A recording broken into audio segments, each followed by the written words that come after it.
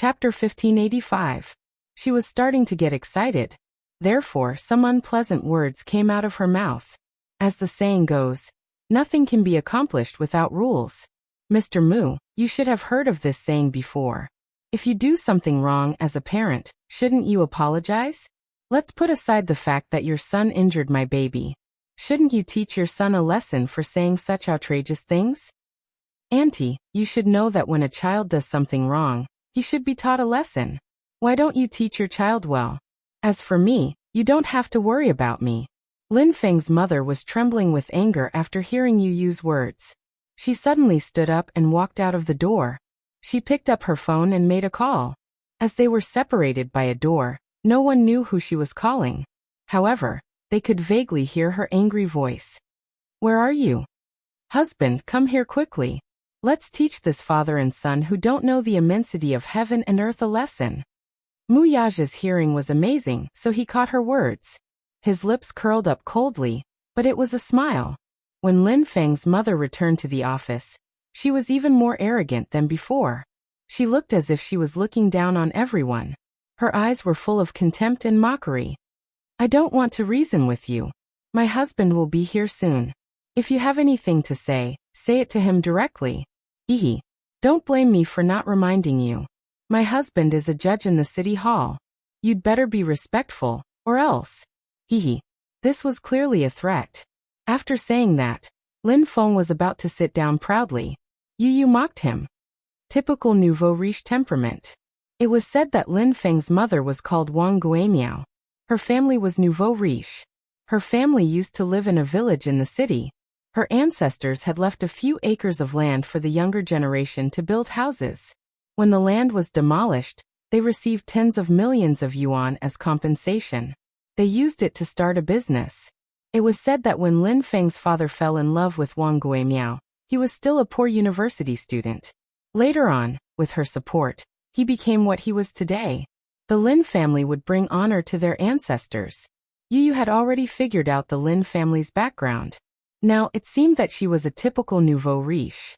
When Wang Guimiao heard this, she almost couldn't sit still. Just as she was about to flare up, she forcefully held it in. Humph! Little vile spawn. She would see how her husband would deal with them when he arrived. She couldn't wait to see Yu's father bow down in front of her husband. When he looked at Mu Yaja again, he saw that Mu Yaja had an indifferent look on his face. He was sitting elegantly on the chair and exuded a noble aura, just like a noble.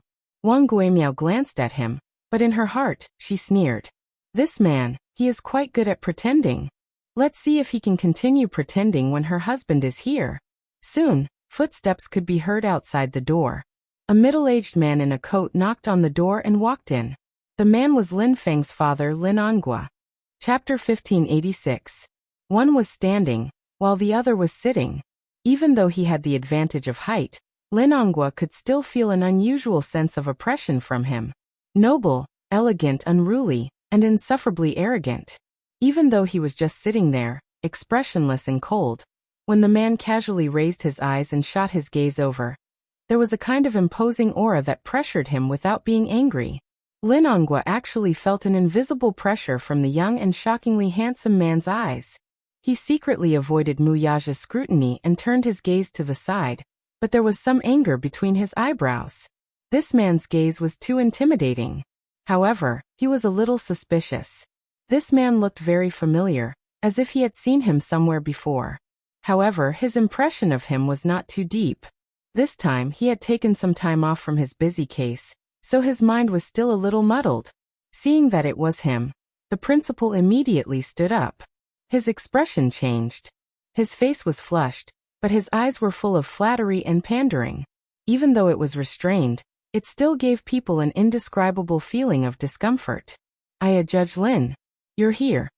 There was no trace of the bureaucratic tone that he had in front of Mu Yaja. One level higher than the other. One level higher than the other. This was very true.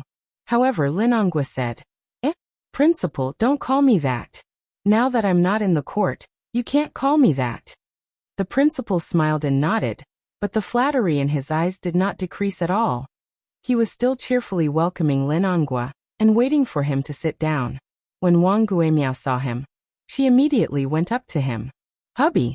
There was a hint of rebuke and coquettishness in her voice, which caught you off guard and caused goosebumps to appear all over his body. What a terrifying voice. Damn it. However, Lin Honggua's face still maintained a trace of restraint. After all, he was the chief judge of the Hall of Political Affairs. He was born with a proud background and had been doing things in the court for many years. As a result, his style of speech was full of strong bureaucratic tone. He was rigid and dignified. He cleared his throat and said in a deep voice, "What is it?" "Your son is being bullied by other children in school," Wang Guimiao complained. "Lin Feng, come here," said Lin Honggua. Lin Feng obediently walked over. "What happened, Dad?" Lin Feng lowered his head. As soon as he said that, tears started rolling down his cheeks. "You're a man, don't cry." Lin Honggua pretended to reprimand him, then asked with concern, "Tell me what's the matter?" "He hit me. Yin Tianyu hit me." Lin Feng pointed at Yu as his aggrieved tears rolled down his cheeks even more violently. When Lin Honggua heard this, he immediately pulled him in front of him and carefully examined him.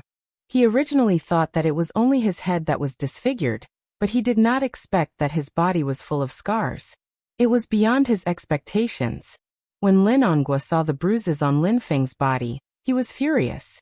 He raised his head and looked at Mu Yaja. "Are you Yin Tianyu's father?" Mu Yaja, however, nodded nonchalantly. "Yes. Hubby, let me tell you, not only is Yin Tianyu's father arrogant, but his words are also very harsh." Wang Guimiao exaggerated the story and then crossed her arms in front of her chest and gave an ultimatum. "Anyway, you can deal with this matter as you see fit." Chapter 1587. Lin Honggua asked again, "Did he hit you first? Or did you hit him first?" "Of course, it was that uneducated guy who hit him first. Our Feng Feng has always been a good boy. He never causes trouble." In the end, our Feng Feng was framed and accused of being the one who attacked first. How is that possible? Feng Feng has always been protective of his classmates. Lin Honggua nodded. "I understand." Wang Guimiao was secretly pleased. Her husband was amazing. He had just arrived, and the situation was completely under his control. Look at how Yu's father was so scared that he didn't say a word. He must have been scared out of his wits. Seeing that the situation had changed, she immediately put pressure on the principal. "Principal, you have to deal with this matter fairly. Yu's father, you have to give us an explanation today. First, you have to apologize to our child. Then, you have to take our child to the hospital for a full body checkup and apologize. This is a must. Then you have to pay for the medical fees, nutrition fees, and compensation for our Feng Feng's psychological damage. You have to be clear about all these.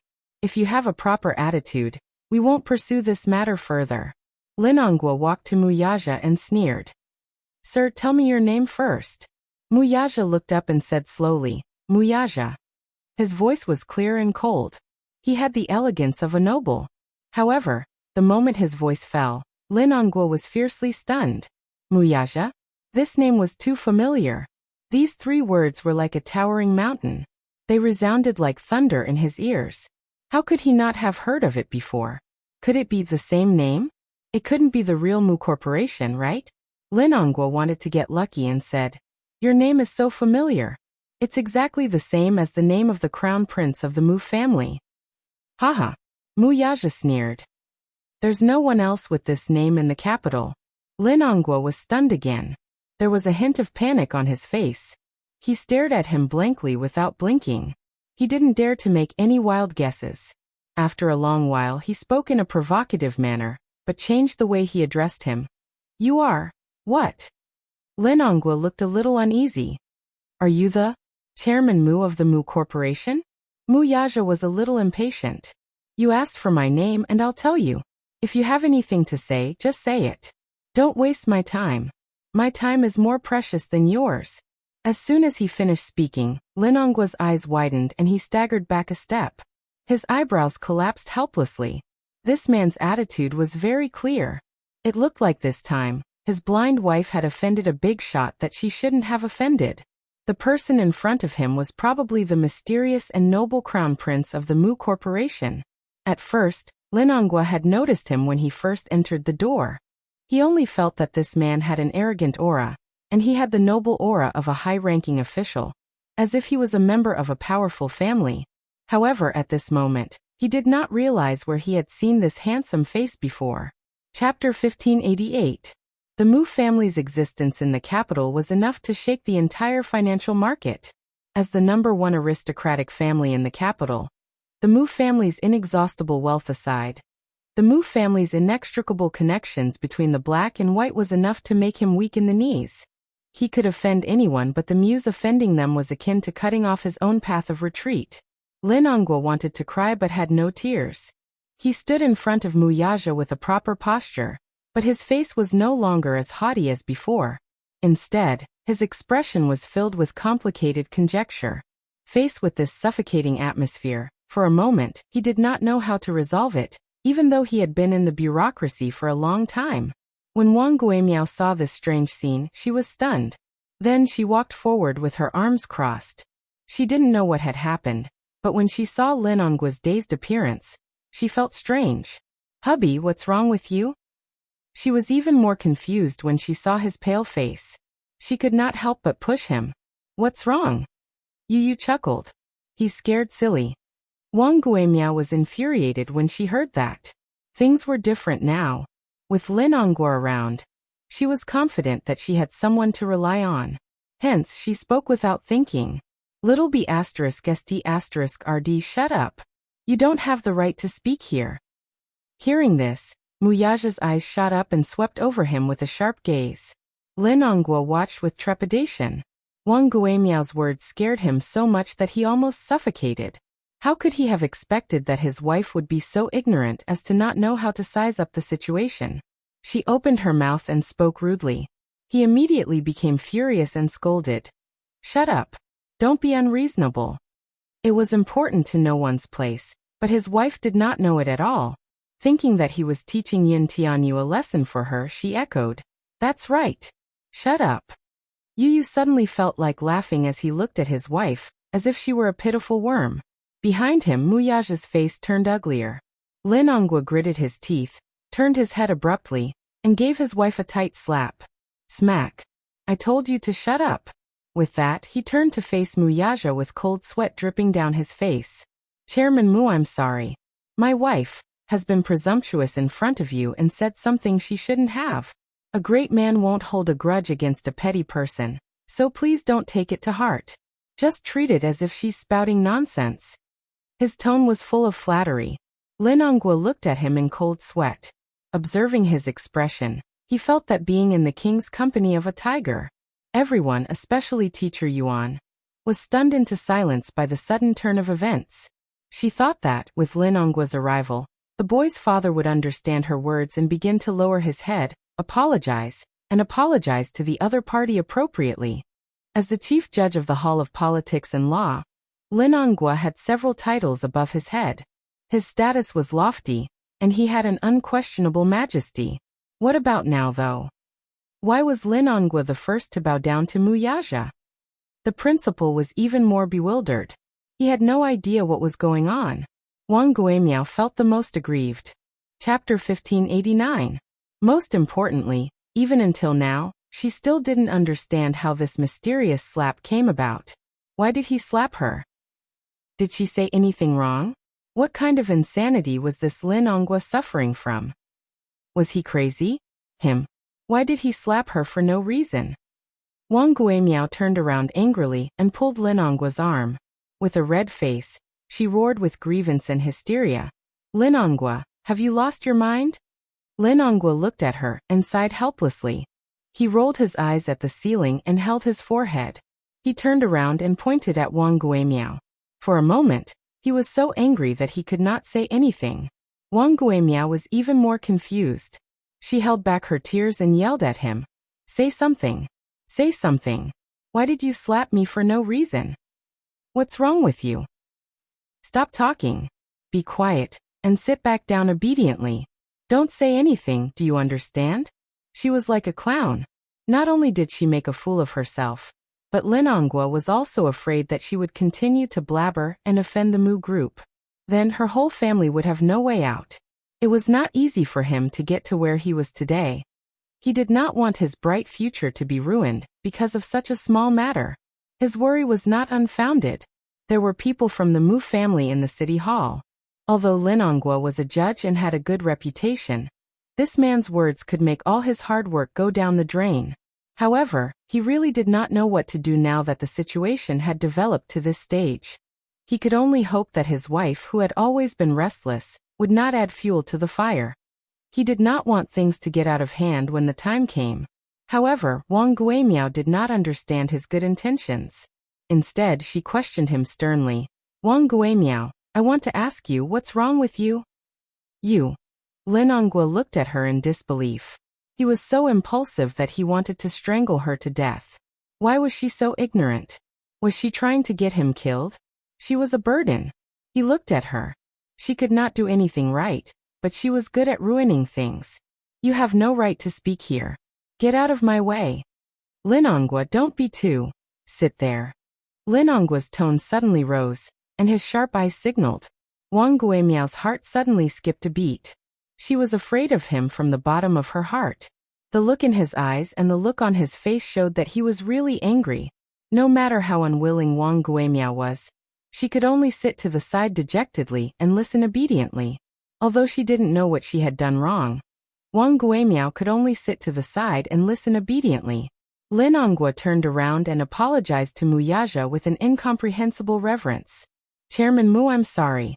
My wife is insensible and has offended you. Please forgive her. Offended? Mu Yaja cocked a brow, but his voice was filled with an irresistible authority. Judge Lin, how can I dare to take the blame? She just said that she's going to teach us a lesson. Lin Hongguo was so scared that he almost suffocated. He immediately shouted, How dare she?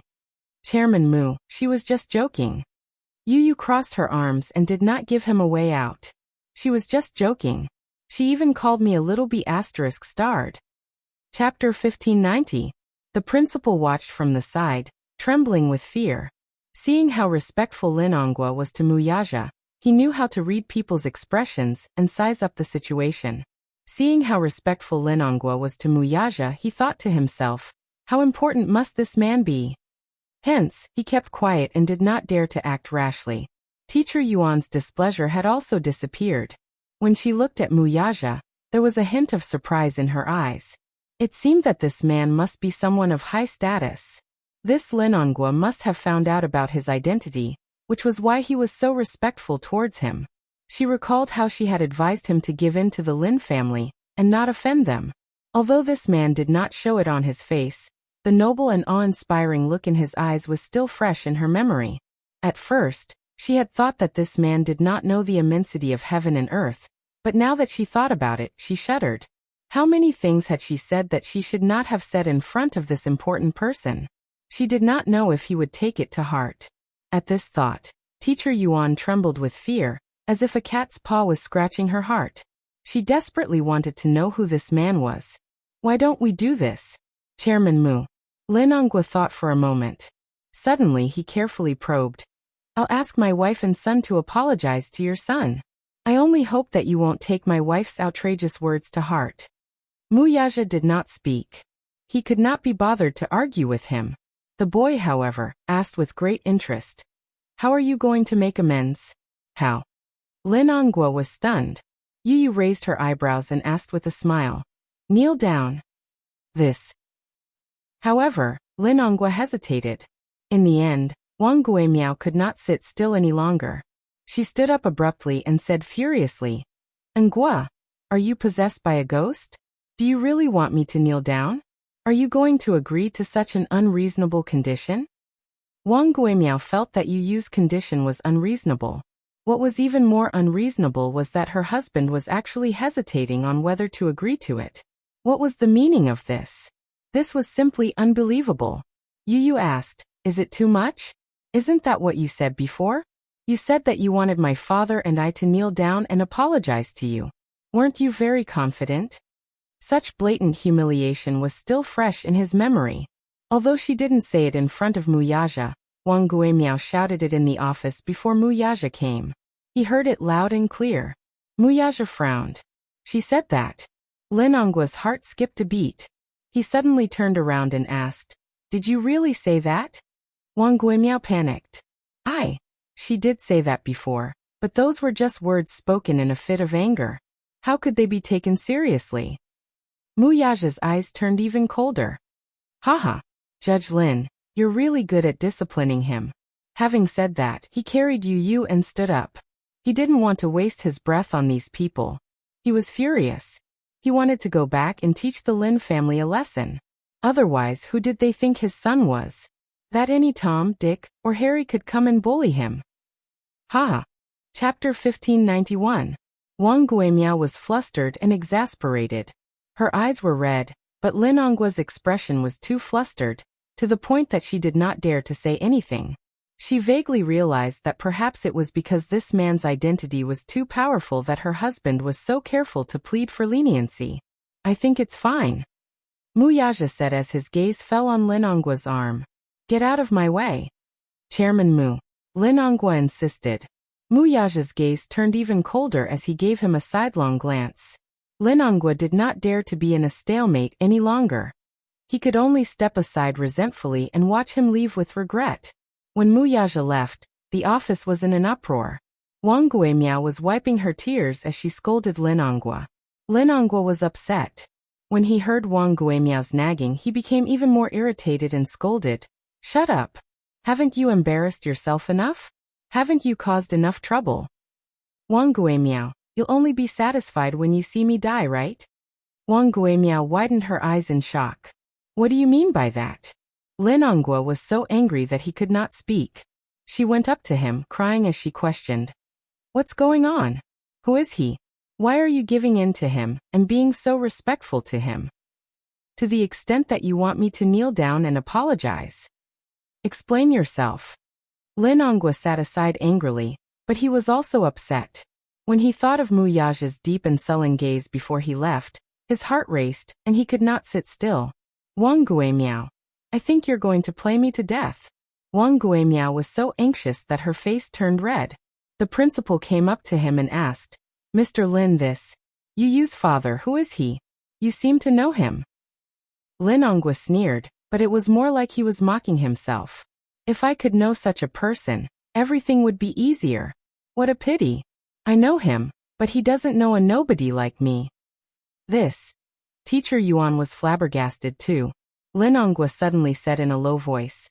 Do you know that this is Mu Yaja, the Mu Group CEO? I've offended him this time. I don't know what he's going to do to me. Mu. The principal was stunned when he heard that. Mu Group. Isn't the capital's Mu? Oh God. A name that reverberated like thunder in the ears. Impossible, right? Isn't Yun Tianyo's surname Yin? How does his father have anything to do with the Mu Group? The principal mumbled in confusion. How? When I saw him.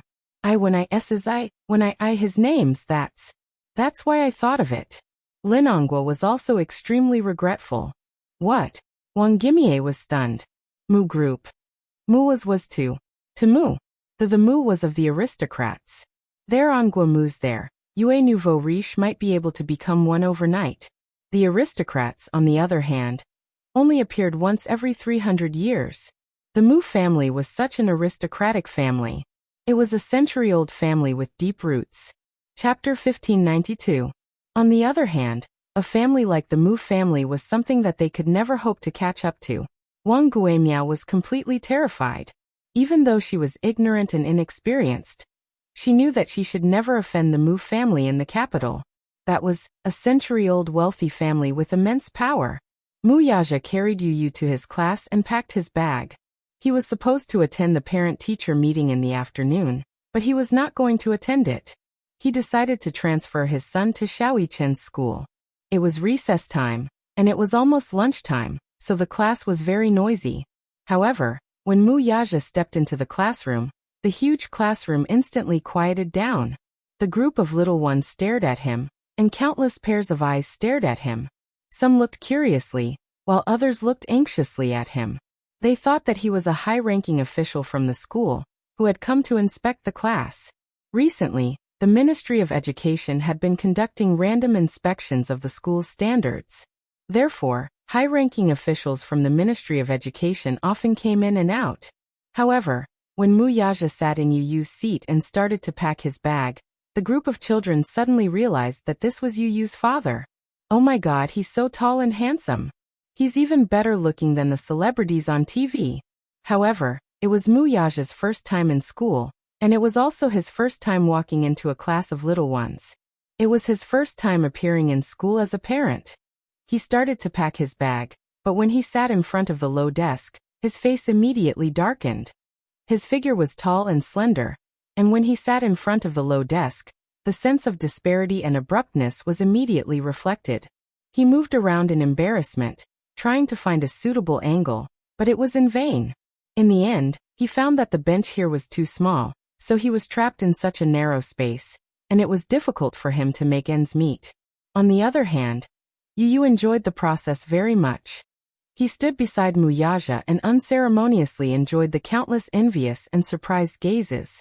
He accepted all of those stunned gazes and did not reject any of them. Many children were envious of Yu Yu for having such a young and handsome father.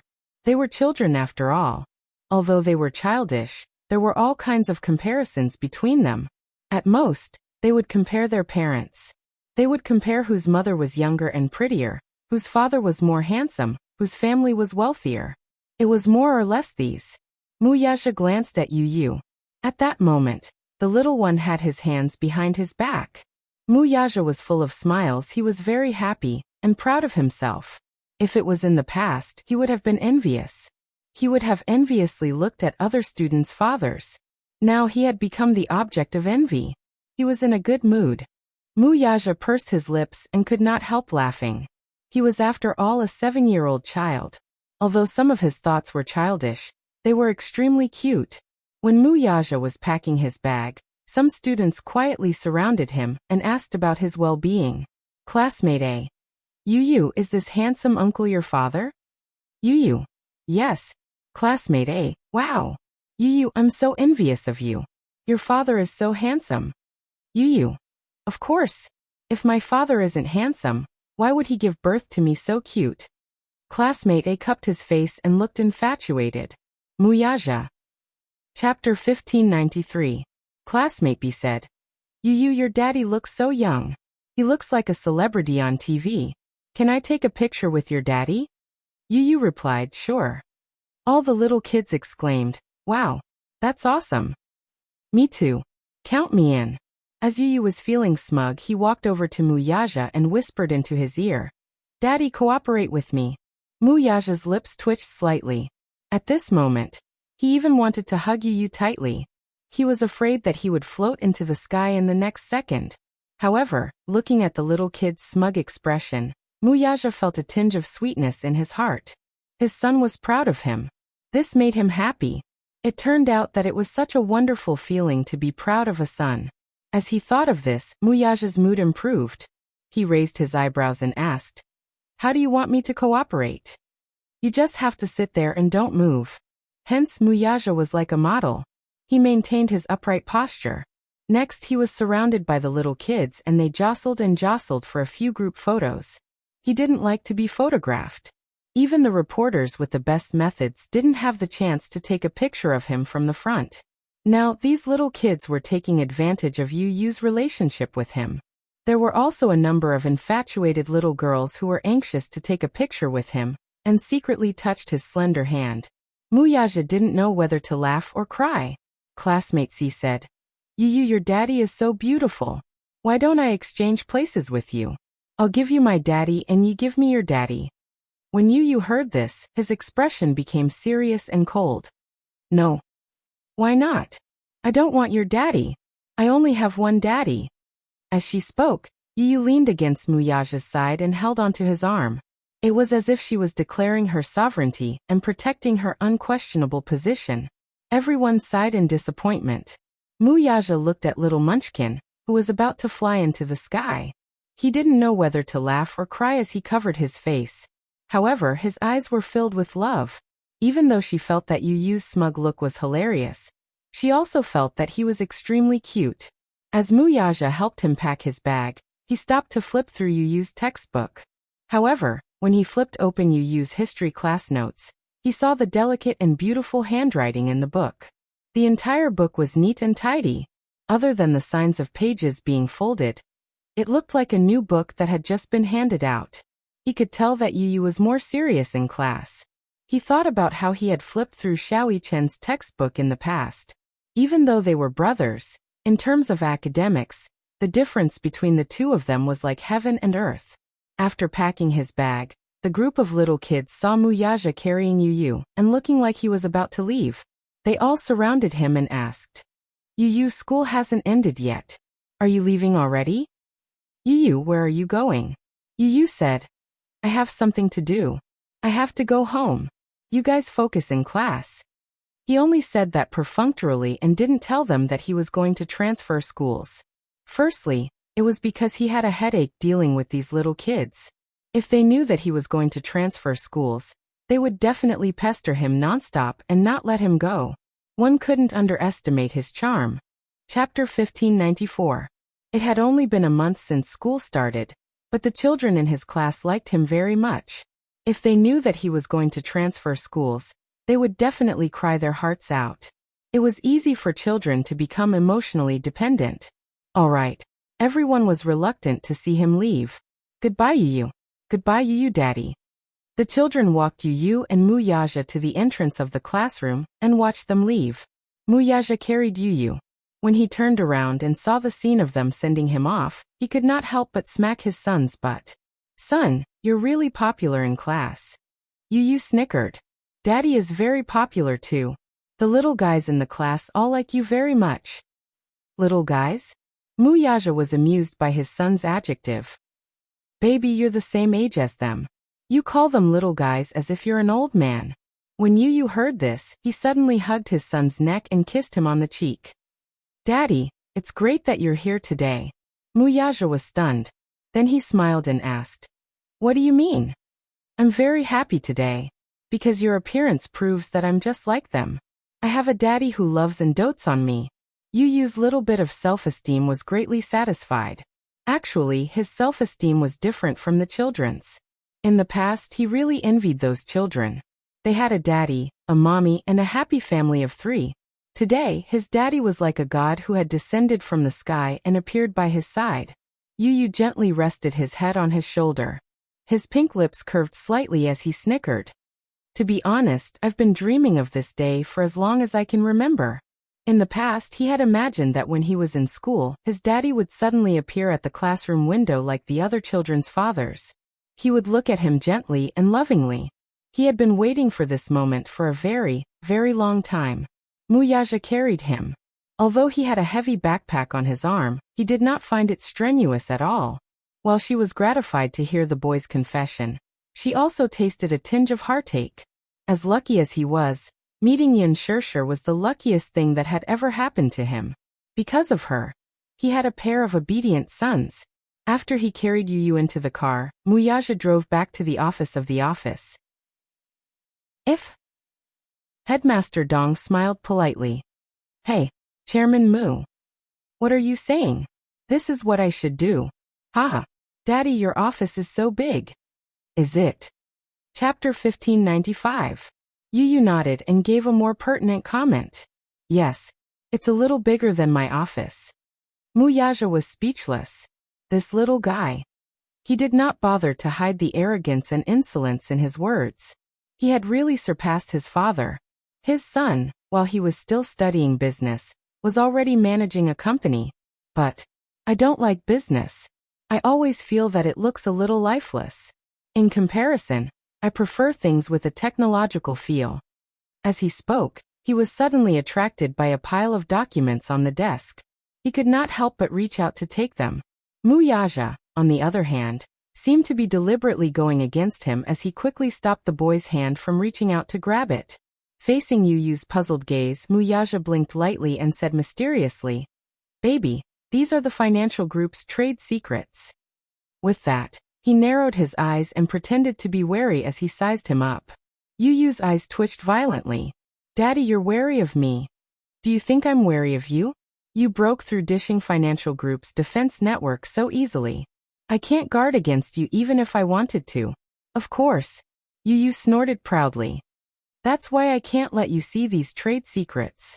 Yu's smile froze. Then he huffed and crossed his arms. Emph. Daddy, you're so petty. I'm just taking a look. I won't do anything. Can you understand them? Of course. Perhaps I can give you some original suggestions. That good. Wuxia teased him. Of course. Then you, show me how to read these documents. Yu made an okay gesture and took the documents. He sat on the desk, placed the documents on his lap, and flipped through them page by page. He was small, and Wuxia's desk was wide, long, and huge. Hence, when he sat cross-legged on the desk, he looked even smaller and skinnier. His chin gradually became sharper. In the past it was still a little pink, but now it had a handsome face. Wuxia gazed at his side profile. Yu quietly lowered his head and flipped through the documents. Perhaps it was because of the high temperature in the office. He loosened his tie casually. His casual action was gentlemanly and charming. When he grew up, the number of fans that would follow him would probably line up from Beijing to Paris. While Yu was reading the documents for him, he thought for a while and called Lu Jinyu. Lu Jinyu was a mysterious subordinate of his. According to seniority, the man addressed him as Big Boss while Wuxia addressed him as Fourth Boss. Lu Jinyu looked like a gentle and refined man, but he was the most cunning one among his subordinates. The call went through quickly.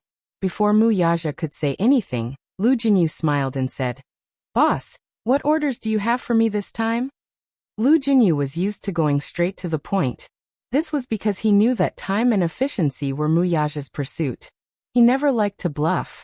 Wuxia ordered, "Jinyu, find out about Linongua from the Legal Affairs Hall. Check his background."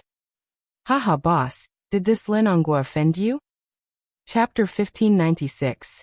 Lu Jinyu laughed sinisterly. The Hall of Political Affairs is an organization set up by the government. Naturally, the people inside are not simple. But boss, you should know that not many of the people in the Hall of Political Affairs are clean. If you want to find out the background of this person, I might be able to find a lot of interesting things for you. This Linongua is a bluff. He's very arrogant. If it were in the past, I wouldn't be willing to stoop to the level of a small fry like him. But today he's made me a little unhappy. At the end of his sentence, Wuxia's voice suddenly deepened, and he gave a certain hint. On the other hand, Lu Jinyu received his hint and immediately said, "Boss, don't worry.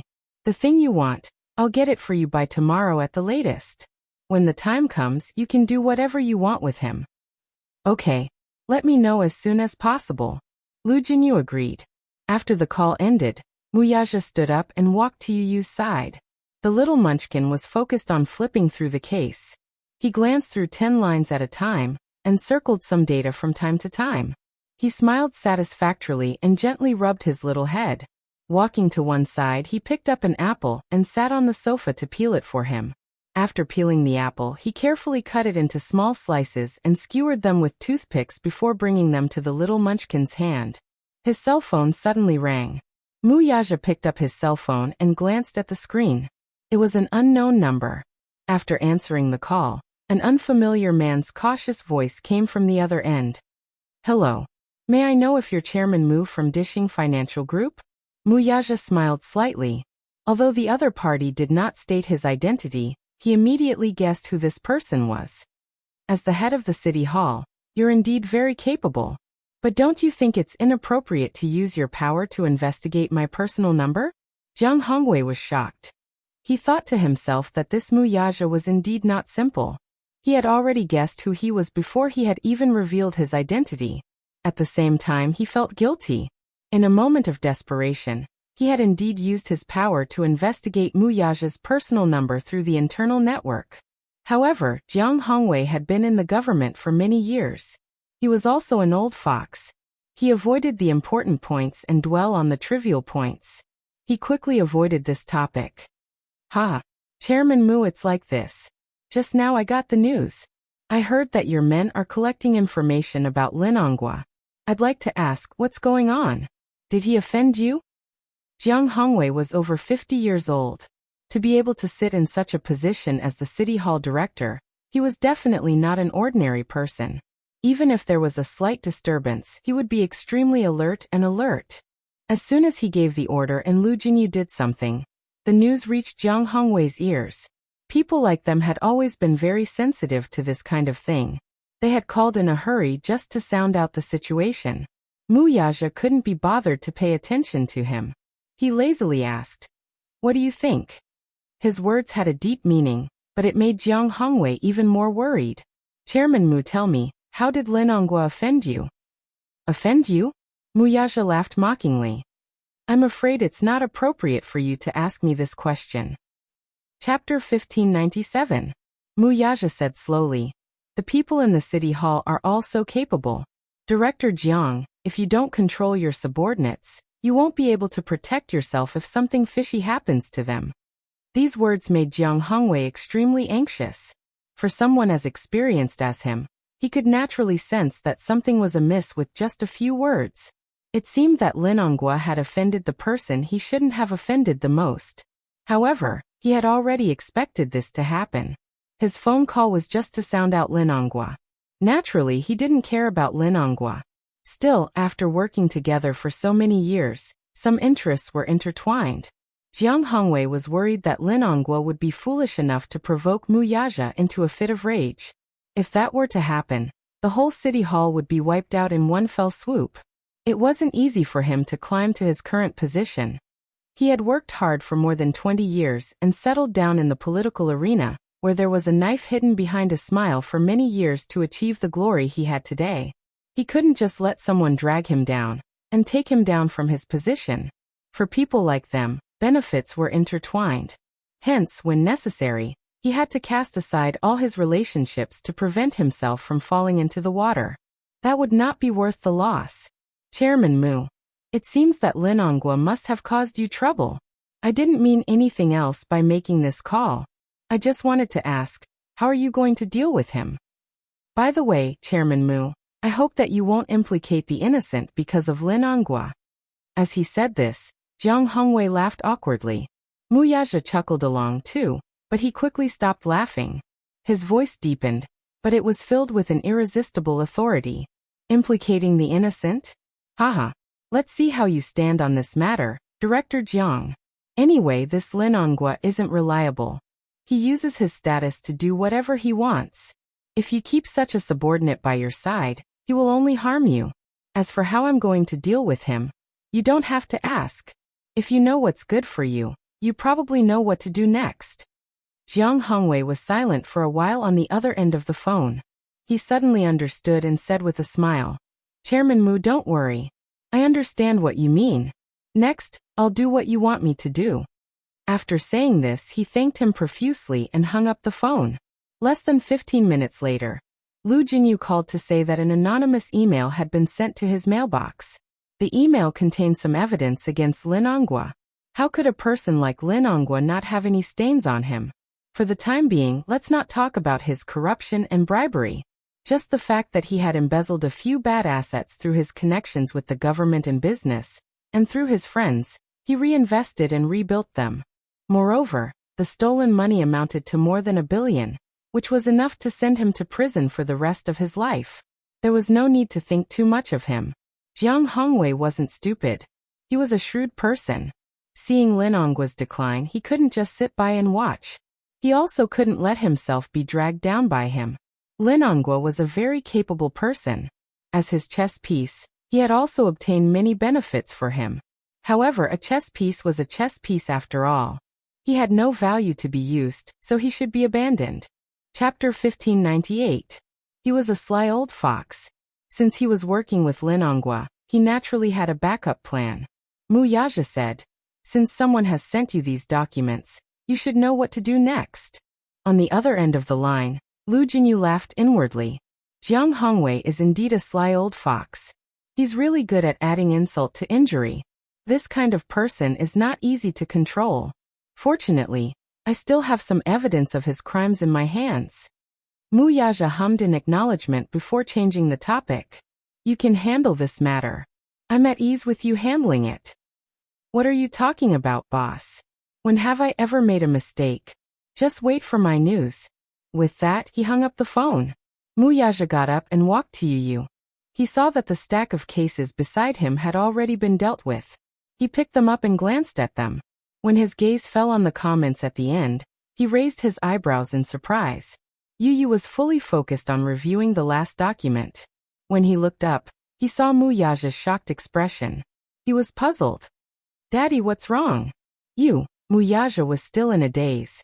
He had thought that Yu was just being perfunctory when he said that he was going to review the documents for him. He did not expect that this guy would actually read through the documents seriously. He even drew out all the illogical parts of the documents and gave his own explanations. It was clear at a glance. "Daddy, there's a problem with the financial affairs of the organization," Yu said meaningfully. Wuxia sneered. "There's something fishy about the financial affairs. It's nothing more than those sly old foxes from the Mu family stirring up trouble right under my nose to get a bigger share of the pie. However, they're timid and don't dare to do anything big. Haha. They're so naive to think that I can't see through them." Yu clicked his tongue twice and sighed. No matter how high a mountain is, it's still made of rocks. Even if it's a small problem, once it gets worse, it'll be very serious. "I know what to do."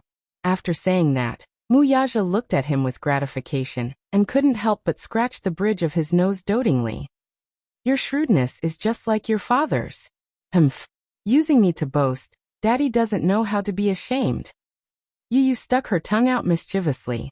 Then, she hooked her arms around his shoulders and snuggled into his embrace. "Daddy, I miss Mommy. I miss her so much. I feel like I haven't seen her for hundreds of years." As he spoke, his little face collapsed in grievance, but his eyes were filled with sadness. Wuxia's face darkened slightly.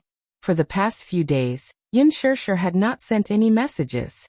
As for Yu, the most recent time they had been in contact was during a video call last weekend. In the video call, Yunshirsher was dressed in an ancient costume. She didn't even have time to remove her exquisite makeup. Her clothes were scattered, and she wore a golden hairpin with tassels on her head. She couldn't hide her fatigue. When she had the video call with him, she had been secretly hiding in the changing room during a break in filming. She had purposely lowered her voice when she spoke. After that, other than a few messages, they had lost contact. Yu could only pitifully find out about Yunshirsher's updates from the production team's official Weibo account. He missed her dearly. For the past few days, Xiao Yichen wasn't as active as before. Sometimes, he would sit quietly on the sofa and browse the official Weibo account of the production team of Lethal Beauty. Chapter 1599. Yu said, "It's Mommy's birthday next Monday. I've always been the one to celebrate Mommy's birthday in the past." As he spoke, he was reminded of Yunshirsher's busy schedule. After a pause, he said resentfully, "But Mommy is on set this year. Daddy, can't you think of a way?" Upon hearing this, Wuxia fell silent. At night, an uninvited guest appeared outside Xiangti Walk. It turned out that Lin Hongua, who had caught wind of the news, had brought his wife and son to Yu's doorstep to beg for Wuxia's forgiveness. Lu Jinyu acted quickly, and Lin Hongua was well informed. When he heard the news that night, he felt uneasy. Hence, he personally brought his wife to apologize to them. Otherwise, his life would be ruined. Wuxia was in the study. Hence Yu put on a coat and walked out of the door. He saw Lin Hongua and Wang Guimiao standing outside, looking uneasy and frightened. When they saw him, they looked as if they had seen their savior. Both of them went up to him and pleaded with him through the luxurious iron door. "Yu, is Chairman Mu home? Let me see Chairman Mu, will you?" "All right. Uncle is begging you." At this moment, Lin Hongua was no longer as arrogant and overbearing as before. His worried face was full of helplessness. Beside him, Wang Guimiao looked even worse. She was bloated and looked gloomy. Her eyes were red and swollen, as if she had been crying miserably. At this moment, she was no longer wearing the exquisite makeup she had been wearing in the afternoon. Her face was gloomy and gloomy. After leaving school today, Lin Hongua had given Wang Guimiao and Lin Feng a good scolding, but he still could not vent his anger. Wang Guimiao felt wronged and indignant. However, she was stubborn, so she retorted stubbornly. In a fit of anger, Lin Hongua looked at her sternly and slapped her in front of everyone in the office. Wang Guimiao and Lin Feng were stupefied. After being married for so many years, the couple had always been very harmonious. The reason why Lin Onghua could be where he was today was because of the support of the Wang family. Therefore, even if there were many things about Wang Guimiao that made him unhappy, he still tolerated them. Today was the first time he had hit her. Wang Guimiao couldn't believe it. Filled with anger and grievance, she burst into tears in front of so many people. However, Lin Onghua didn't comfort her like before. Looking at her, he felt even more embarrassed. He had long lost his patience with her. Wang Guimiao did not study much. Not only was she uncultured, but she also had a low EQ, which caused him a lot of trouble. He had repeatedly warned her that there would always be someone better than her. When she was outside, she should not be too arrogant and domineering. Instead, she should keep a low profile. Given his position, he had to be careful in everything he did. The slightest carelessness could lead to a bottomless abyss. There was nothing wrong with keeping a low profile. How many people had died because of their high-profile style? However, Wang Guimiao did not understand this logic. Today she had caused a huge disaster for him. Thus, even when she cried, he couldn't be bothered to comfort her. He was still worried about it. His heart was in a mess. He didn't know what to do at the moment. Wang Guimiao was crying beside him, which made him even more upset. The couple had a big fight because of this. Chapter 1600. In his anger, Lin Onghua yelled at her, "Wang Guimiao, oh Wang Guimiao. Do you know who you've offended today? Do you know? The person I've offended today can kill me with just one finger. Perhaps with just one word from him, my great future will be ruined." She shouted disapprovingly, "What are you afraid of? Don't you still have my family? Why are you so agitated?" She was so self-righteous that it was impossible to reason with her. Lin Onghua was so angry that he laughed. His face was ferocious, and he had never lost control like this before. "Haha, Wang Guimiao, I told you that you're a frog in a well, but you don't believe me. How powerful do you think your Wang family is? It's just tens of millions in assets. In other people's eyes, the Wang family is just a nouveau riche. Do you understand nouveau riche? Do you think you have the ability to go against the Mu family? It can't be that serious, right? What do you mean it can't be that serious? Don't you know how much the Mu group has? Hundreds of billions in assets. What kind of concept is that? There are many interests behind them. Even if they don't cover the sky with one hand, they're still a first-class family in the capital. Do you know what it means to offend the Mu family? They have connections in both the underworld and the government. With their background, who cares who you are? It's just a matter of opening and closing their mouths. I think you're muddle-headed. You still haven't recognized this point. Aleph** King. Lin Onghua was so angry that he gritted his teeth. He pointed at her and said word by word, "My F** King, brilliant life will be ruined by your hands sooner or later." No. He paused and said sternly, "The Lin family and the Wang family will both be ruined by your hands." These words were said in anger to scare her. However, he didn't expect that his words would come true. Lin Onghua didn't expect Mu Yaja to make a move so quickly. The storm came suddenly and violently. After he heard the news, his mind went blank for a moment. According to the insider, Mu Yaja's side had already obtained some evidence of his crimes. The next step was to hand this evidence over to the Commission for Discipline Inspection. What was left was probably the end of his world. Over the years, Lin Onghua had done a lot of things. His black income should be more than 1 billion, and this was not a small amount. 1 billion was more than enough to sentence him to death, let alone prison. He was so scared that his heart palpitated on the spot. Wang Guimiao was so scared that she gave him 2 quick-acting heart-relieving pills before he recovered. Logically speaking, given how careful he was with his actions, it was unlikely that he would leave behind any incriminating evidence. Therefore, he was also skeptical about it. However, when he dialed Jiang Hongwei's number, Jiang Hongwei only vaguely reminded him, "Haha, Onghua, now that something like this has happened, you can only pray for yourself." After saying that, he hung up the phone. Lin Onghua was suddenly frightened. When he called again, he could not get through. Since Jiang Hongwei had already said so, he immediately felt disheartened. He went limp and fell to the ground, unable to come back to his senses for a long time. His first reaction was to run, take the money and escape abroad, the further the better. However, when he thought about it carefully, even if he wanted to escape, where could he escape to? Wuxia must have had a backup plan. If he wanted to escape, it would be difficult for him to do so. He was determined to toy with him until he died. This man was rumored to be ruthless, but he had seen it with his own eyes. He was indeed ruthless. He didn't leave him any way out. Chapter 1601. He was in so much pain at the thought of his many years of hard work being destroyed in one day. He made a lot of phone calls, but he realized that he had accumulated so many connections overnight, but now, none of them had heard of him. At times like this, he had to be careful of which side he chose.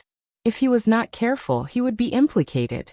No one was willing to help him, lest they get into trouble. He thought for a while and finally decided to bring Wang Guimiao to apologize to him personally. Perhaps he would be lucky enough to get his forgiveness. Thus the scene before him was born. Yu stood expressionlessly at the door. He looked at the pleading couple without a trace of emotion in his eyes. How pitiful! Yu said this coldly with an indifferent expression. Lin Hongwa saw his expression and was shocked by the little guy's calm state of mind. Usually, children of this age would run to their parents in fright upon seeing such a scene. However, at this moment he stood at the door with his arms crossed and a cold expression on his face. Wang Guimiao looked at him with an ugly expression and felt extremely remorseful. She could not figure it out and found it strange. She had known about Yun Tianyu since he was in kindergarten, but she had only heard that he had a mother. She had never heard of him having a father.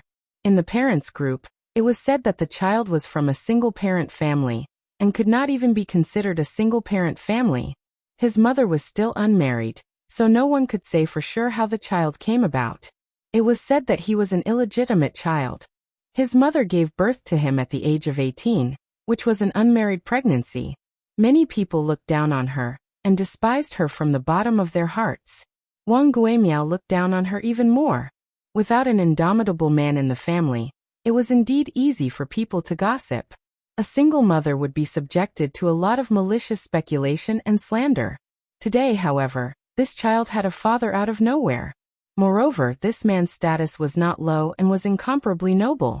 He was actually one of the top figures in the Mu family. Even now, she still felt that she was in a dream. Who asked her to be unlucky, though? The only thing to blame was that she should not have gone overboard. Lin Hongwa went up to him and begged again. "Little master, can you please invite your father out? I have something to ask of you." "What is it? Can't you tell me?" Yu said casually. Lin Hongwa was embarrassed for a moment, but he knew that this child was obviously making things difficult for him. Thus his face turned red. He clenched his teeth and actually knelt on the ground with a plop. It was late at night and the ground was cold. He knelt down, almost without hesitation. Yu was not surprised to see him kneel down. At the same time, she looked at Lin Hongwa meaningfully and smiled. "Mr. Lin, why are you doing this? What are you trying to do?" "Little lord, I'm here to apologize to you and your father." As Lin Hongwa spoke, he fiercely pulled Wang Guimiao. Wang Guimiao was caught off guard and fell to her knees as well.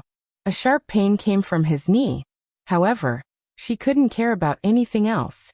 In any case, he had already lost all his face, and there was nothing he could do to regain it. Chapter 1602. Even though she did not believe it, Wang Guimiao knew that Lin Hongwa was in a panic. Lin Hongwa said that the Mu family had secretly obtained some evidence of his crimes. If they didn't take any action and beg the Mu family to be merciful, the only thing that awaited the Lin family and the Wang family would be death. Wang Guimiao knew a little about Lin Hongwa's actions in the past few years. She knew that if the evidence of his crimes was in the hands of others, it would be as good as having his life in the hands of others. Hence, she did not care about her pride anymore. She knelt down and kowtowed as hard as she could under Lin Hongwa's gaze. "Yu, Auntie was wrong. Auntie was really wrong. Auntie shouldn't have called you a little b** starred. Auntie shouldn't have listened to those rumors and humiliated you and your mother. Auntie knows her mistake. Can you forgive me?" Then, she kowtowed as hard as she could. She was really kowtowing. She knocked her forehead on the ground so hard that her skin was bruised. However, she did it on purpose. She wanted to put on an act for him to see. A little bruise was nothing. If she could beg the Mu family to be merciful, so what if she got bruised and bled a little? Yu Yu yawned and said lazily, Okay. I know, I forgive you. Lin Hongua was overjoyed when he heard that. Really? Wang Guimiao was surprised. She looked up with her eyes wide open and smiled through her tears. She was in a sorry state and her hair was disheveled. She looked disgusting. Yu Yu did not want to look at her. Why should I be so calculative with an uncultured person? So now, all of you can disappear from my sight. Then, Lin Hongua and Wang Guimiao looked at each other in surprise. They did not expect that it would be so easy to get forgiveness. They had to admit that children were easy to trick. Just a little bit of self-injury and she would be soft-hearted. Lin Hongua rubbed his hands and chuckled. He asked tentatively, then that tainted evidence. What evidence? Yu Yu raised her eyebrows in confusion. It's like this. Chairman Muhi, can you plead for me? Ask him to be merciful and let me off. Don't hand over those things to the Commission for Discipline Inspection. Yu Yu was confused. I don't know what you're talking about. It's so cold outside. I'm going home. Wait. Like a drowning man, Lin Hongua called out to him hoarsely and asked, Yu Yu, didn't you forgive your uncle? Yes, that's right. Then can you ask your father to let me go? This doesn't seem to work. Yu Yu's lips curled into a sinister smile. My daddy hates you. Lin Hongua froze. Beside him, Wang Guimiao's joy turned to sorrow. The smile on her face froze in an instant, and despair appeared in her eyes. Yu Yu said slowly, No one can change my daddy's decision. I'm sorry, Uncle Lin.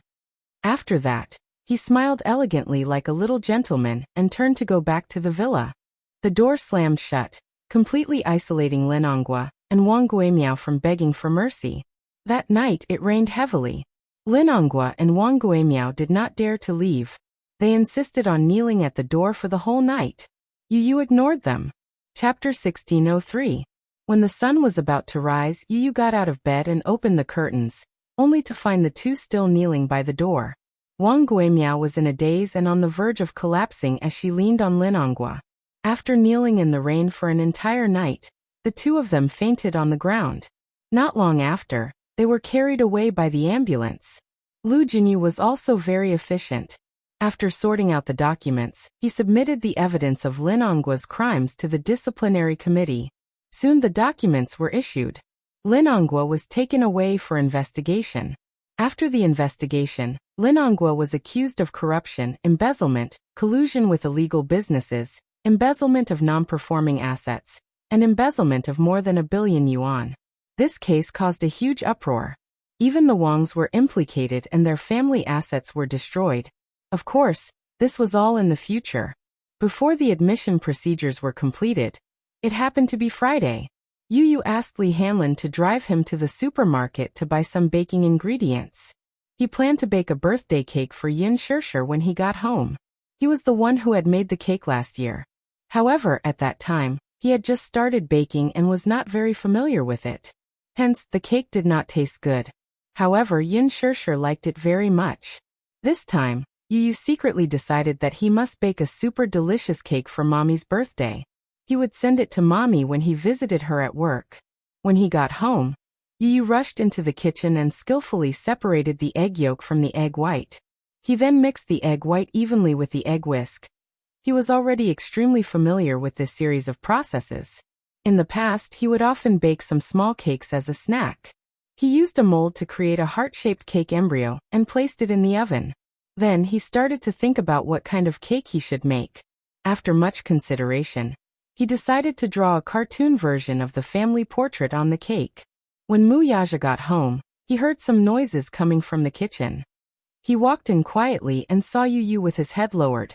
He was so focused that he did not notice Mu Yaja's presence behind him. He was making a fondant cake. At this moment, the cartoon version of the character was more than half done. Yu Yu was very focused. Under the warm light, his handsome eyebrows and youthful side profile looked gentle and charming. From the side, his long and thick eyelashes were slightly lowered. His gaze was as gentle as water and his lips were slightly curved, as if he was smiling. Wuxia looked at his hands. It turned out that he was making a cartoon version of Yin Shirshir. He held the fondant sculpture in his hands gently and carefully, as if he was holding her in his hands. His and Little Ichen's figurines were already made on the cake. After he was done with Yin Shirshir, he began to work on Wuxia's character. Wuxia's interest was piqued. He was curious as to how he would look in this little guy's hands. Yu first made a round face for him, then a round body. Then he picked up a pen and dipped it in the icing. As if he was playing a prank, Yu deliberately drew a fierce face for Wuxia. When Wuxia saw this, he frowned slightly and said unhappily, "Why did you draw me so fierce?" "Wah!" Yu was startled by the sudden sound behind him. His hand trembled, and the pen drew a distorted line on the doll's face. Thus, Wuxia's mouth became crooked. Wuxia was speechless. Chapter 1604. He looked at the sugar figurine with a crooked mouth and turned around, feeling wronged. He said angrily, "Daddy, why did you stand behind me without saying a word? It's very scary, okay?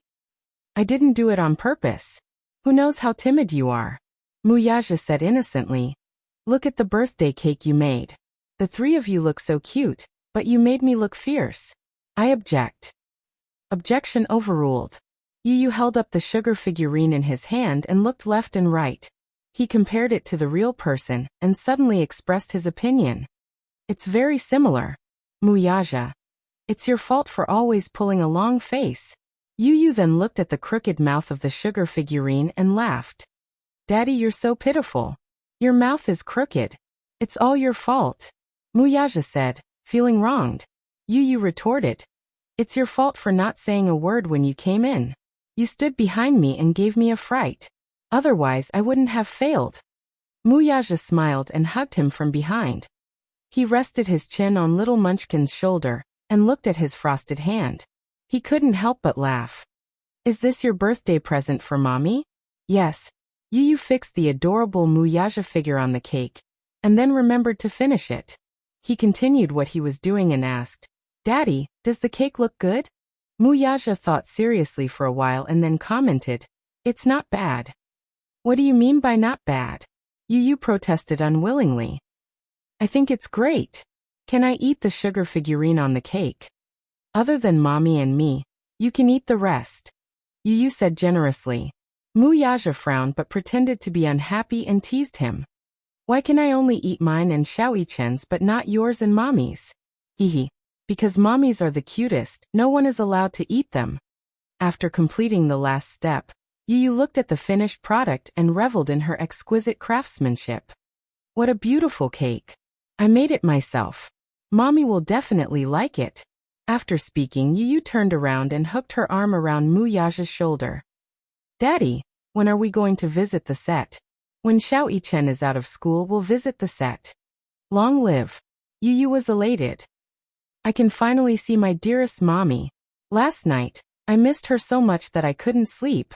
Mommy must have forgotten that today is her birthday. I must give her a birthday surprise from the sky." Wuxia scratched his nose affectionately. "Okay." When Xiao-Ichen came home from school at 3 o'clock, he saw Yu placing the finished cake in the kitchen. He went over and looked at it for a long time. He was so hungry that he almost drooled. He turned around and ran over to Yu, chirping happily like a little bird. "Yu, did you personally make that birthday cake for Mommy?" "Yes. I made it." Yu was very pleased with herself. Xiao-Ichen was very hungry. He pestered him and asked, "When are we going to visit her at the set?" Last night, the three of them had discussed that on her birthday, they must visit the set and give Yin Shirshir a birthday surprise. The two little lads were so excited about their birthday that they couldn't sleep well. Chapter 1605. Yu snorted. "Mommy will definitely like my cake more." Xiao-Ichen whimpered and looked down pitifully. "Yu, you're a bully. Are you saying that my present isn't nice?" "I can't help it. It's your fault for being so stupid.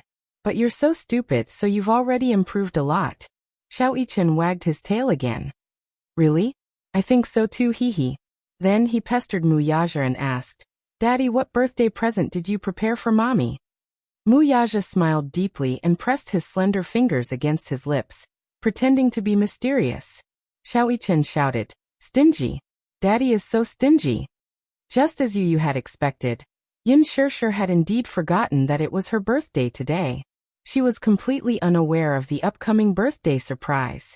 Early in the morning, she rushed to the set, changed into an ancient costume, put on makeup, and participated in the filming. The sun was shining brightly these few days, so there were many outdoor scenes. Yin Shishir was inevitably nervous because it was her first time using a wire. On the set, Director Gu and the martial arts master were nervously discussing the upcoming wire scene. Yin Shishir changed into a pink silk dress. The next scene was her encounter with the male lead, Yin Cheng, played by Hua Jin. In the plot, the prince's mansion was holding a birthday party. Qin Xiuyao, who was playing the role of Qin Xiuyao, climbed a tree to pick up a kite. She accidentally slipped and fell from the tree. The male lead appeared and saved her. When the two met, Qin Xiuyao fell in love with Yin Cheng at first sight. There were two scenes today. One was between Yin Shishir and Hua Jin, and the other was between Yin Shishir and Lin Ji. Yin Shishir changed into her costume and was familiarizing herself with the camera position. Positioning was very important when filming, so she had to familiarize herself with it in advance. In addition, she was worried that she would not perform well in the wire scene, and was under a lot of pressure. Suddenly, there was a fierce commotion on the set. Yin Shishir turned around and saw countless flashing lights. It turned out that Lin Ji had changed into her costume and appeared on the set. Today there were many reporters visiting the set. However, as the media, the main visitors were naturally the female lead, Lin Ji, and the male lead, Hua Jin. The audience was looking forward to the collision and sparks between the number one young man in ancient costumes and the number one actress in ancient costumes. Therefore, as soon as Lin Ji appeared on the set, all the reporters were on the move. They aimed their cameras at her and flashed wildly. Many other actors and actresses were looking at Lin Ji enviously. As expected of Lin Ji, as the female lead, she has so many media reporters visiting her. How glorious! A female supporting character sighed with envy. Who knew if these reporters were hired by her? Lin Ji hasn't been in the limelight recently. She's not even as popular as Yin Shishir. These reporters might have been hired. Another supporting character cursed inwardly. Along the way, Lin Ji's appearance caused a stir on the set. She seemed to enjoy the sensation and smiled at the reporters from time to time. She seemed to have come prepared. She had on exquisite makeup and was posing and flirting under the flashing lights. All the reporters surrounded her excitedly and handed microphones to her from time to time to interview her. Lin Ji noticed that Yin Shishir was also looking at her. The corners of her mouth curled up and her eyes revealed a smug look, as if she was silently showing off. Yin Shishir frowned. This Lin Ji. Chapter 1606. Didn't she know that her pretentious appearance made her look like a clown? She turned around and continued reading her script. Gu Xiaoyang heard the commotion and turned around abruptly. He frowned when he saw Lin Ji surrounded by reporters. Director Gu had a strange temper. He was very particular about the rules of the set. During filming, he strictly forbade any form of visits, let alone a high-profile one like Lin Ji's. If the media were to enter the set during filming, it would be detrimental to the set. It wasn't that they weren't allowed to visit the set, but they were filming and were not allowed to do anything unrelated to the filming. Old Zhang, where did these reporters come from? Director Gu asked with a frown. The script editor shook his head. Director Gu slammed the table and said angrily, "Didn't I order time and time again to seal off the set during filming and not allow any media or fans to enter?" Director Gu, "I've already sent people to seal off the set. I don't know what's going on either." Director Gu threw down his script and walked up to Lin Ji. He waved his hand and said, "Now is not the time to visit the set. Get lost." Director Gu was known for his fiery temper. The reporters didn't dare to offend him, so they scrambled away with their equipment at his command. Lin Ji was left behind with an awkward expression. Director Gu Xiaoyang didn't wait for her to explain and scolded. "Shut up. Lin Ji, didn't I warn you not to cause any trouble on set? You're acting in my film as the female lead. Do you think you're good at acting? Or do you think you're so good that you can be so lawless and arrogant on set? How dare you let the reporters in during filming? Don't you know that I hate it when outsiders come in during filming? Director Gu didn't give Lin Ji any face in front of everyone. Lin Ji's face turned green and red. She was extremely embarrassed. Director Gu, you've misunderstood me. I don't know how these reporters got in. You don't know? Director Gu sneered. Don't you know best how they got in? Why are you acting dumb in front of me? Do you think I'm easy to fool? Are you a best actress? Or an A-lister? Why did those reporters only take pictures of you and not the others? Do I have to be more straightforward? Why did you disregard the interests of the crew and consider the feelings of others? Have you considered my thoughts? Gu Xiaoyang mercilessly exposed her in front of everyone, making Lin Ji even more embarrassed. The supporting actress who had guessed that Lin Ji had hired a reporter to visit her on set sneered. I knew it. Haha. Lin Ji still wanted to explain. Gu Xiaoyang didn't want to listen to her excuses. Look at your face. What the hell is that makeup on? Didn't I ask the makeup artist to do willowy eyebrows and cherry lips for you? Take a look at yourself and look in the mirror. Lin Ji hired a reporter to visit her at work. In order to look more photogenic, she especially asked the makeup artist to put on Korean-style makeup.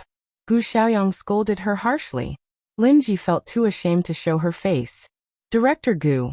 Lin Ji's eyes were misty with tears, and she was about to cry. She deliberately acted pitiful in order to gain Director Gu's understanding. Chapter 1607. Lin Ji, I'm warning you for the last time. Don't play any more tricks. If you anger me, I don't care if you're the female lead or not. I'll cut you into a side character. I'll also give you a heads up while I'm at it. Anyway, the filming has just started, so it doesn't matter even if I kick you out of the cast. Don't blame me for falling out with you when the time comes. Anyway, the female lead in his heart was never this actress. If she were to play any tricks again, he did not mind kicking her out, and replacing Yin Shirshir with her was exactly what he wanted. Yin Shirshir was the Qin Changel in his heart. Not only did she look good, but her acting skills were also better than the actress's. Alas, the actress was one step ahead and snatched the role from him. Gu Xiaoyang was still sulking because of this matter. Lin Ji's financial backer had invested a lot in the movie, so Director Gu suppressed his anger. Go wash my makeup and redo it. Gu Xiaoyang said and left. Under the mocking and curious gazes of the crowd, the actress could only grit her teeth awkwardly and return to the dressing room unhappily to do her makeup. The director walked over to Yin Shirshir, who was seriously reading the script. He nodded in satisfaction when he saw that she was focused on it. Only then did he return to discuss the wire arrangement with the martial arts director. Mushi happened to be delivering water to Yin Shirshir. When she saw this scene, she excitedly went up to her and said with a smile, Shirshir, the director has been looking at you just now. What? He stood beside you and looked at you for a long time. I think he saw that you were seriously reading the script, and was very satisfied with your attitude. That's why he smiled in relief. Yin Shirshir smiled and said, Mushi, I'm a little nervous. I heard that if I'm not careful with the wire, I'll fall down. Oh please. Do you think the martial arts director on set is just for decoration? Don't worry, it'll be very safe. Mushi comforted her. Hua Jin also finished his makeup and rushed to the set. Yin Shirshir looked up and saw him appear. She was stunned. His first reaction was that Hua Jin's title of the best young actor in ancient costumes was not undeserved. He was dressed in a crescent white robe and had an elegant demeanor. His handsome hair was draped over his shoulders, and his beautiful and exquisite facial features were embellished with makeup. His beauty was even more breathtaking. Her charm was so outstanding that it overshadowed the beauty of the female lead. Her every frown and smile was captivating. This was the first time she had acted with Hua Jin in a scene. Hence, it was also the first time she had seen Hua Jin in his ancient costume. It wasn't that she hadn't seen Hua Jin without makeup. His skin was very good, his facial features were very three-dimensional, and his eyebrows and eyes had the unique charm of an ancient handsome man. His charming eyes were like silk, the corners of his eyes were long and narrow, and when he looked back his smile was enchanting. Yin Shirshir's mind wandered for a moment before she exclaimed in shock, Gosh! Hua Jin's ancient costume shocked me. At the side, Mushi also came back to her senses. Sure. Gosh! Hua Jin's ancient costume is so stunning. Even if it's the real person, it's better than many of the photos of young actors in ancient costumes. It's so beautiful. She could not suppress her voice, so everyone heard her praise and could not help but look over. Even Hua Jin could vaguely hear her excited voice. He looked in Yun Shirshir and Mushi's direction with a meaningful gaze. Yun Shirshir felt embarrassed. Mushi, can you speak a little louder? Chapter 1608. Hua Jin suddenly walked toward Yun Shirshir. Yun Shirshir was stunned. She turned around and thought that Hua Jin was going behind her. But she realized that there was no one behind her. When she turned around, Hua Jin was already in front of her. He was not as tall as Muyaja, but he was still very tall at 1.8 meters. When he bent down to look at her up close, she could even see his flawless and perfect skin. It was as if it could be broken by the slightest breeze.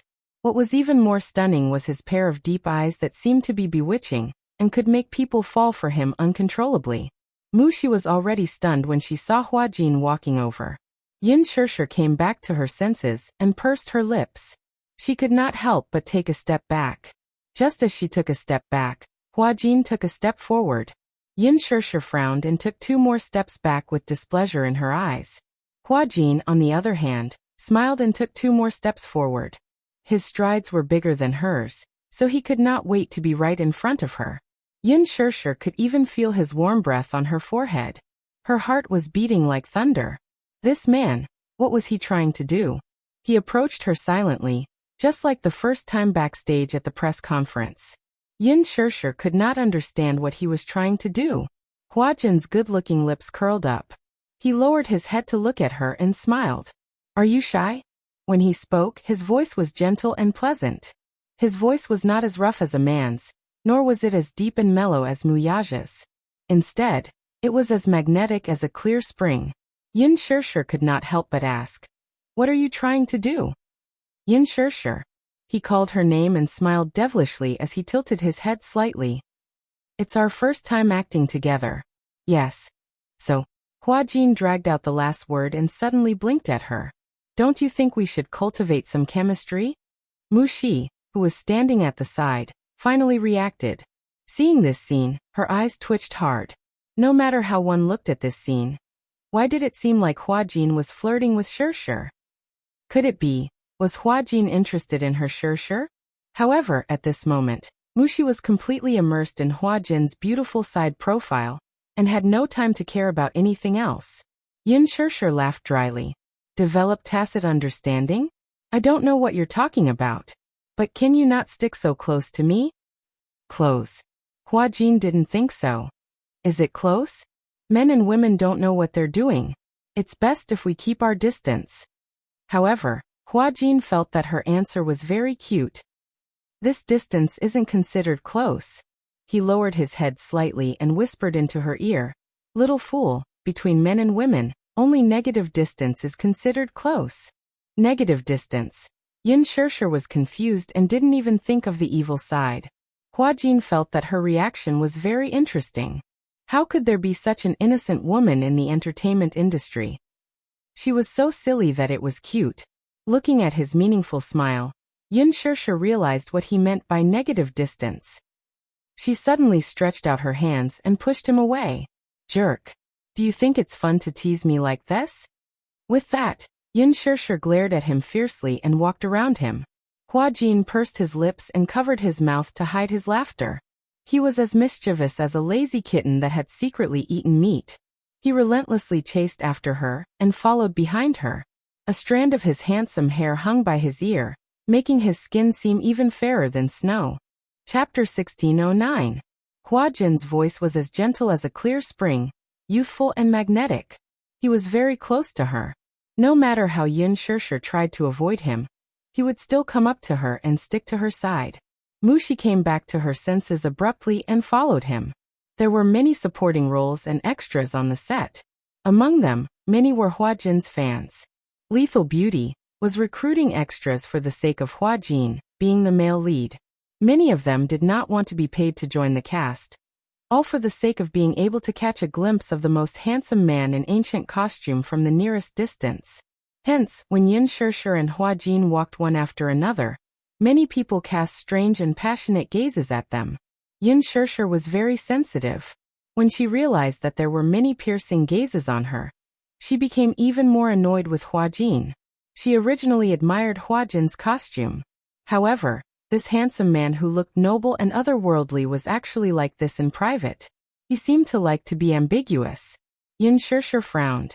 Her footsteps quickened as she walked to her seat and sat down. Hua Jin immediately dragged a small stool over and sat opposite her. How old are you? Yin Shishir flipped open the script and ignored him. Her indifference did not make him retreat. Instead, Hua Jin's eyes were filled with interest. Shishir, pay attention to me. Yin Shishir looked up and glared at him with a distant gaze. Shishir is not for you to call me that. Hua Jin, please keep a distance from me. Hua Jin's eyes lit up when he heard this.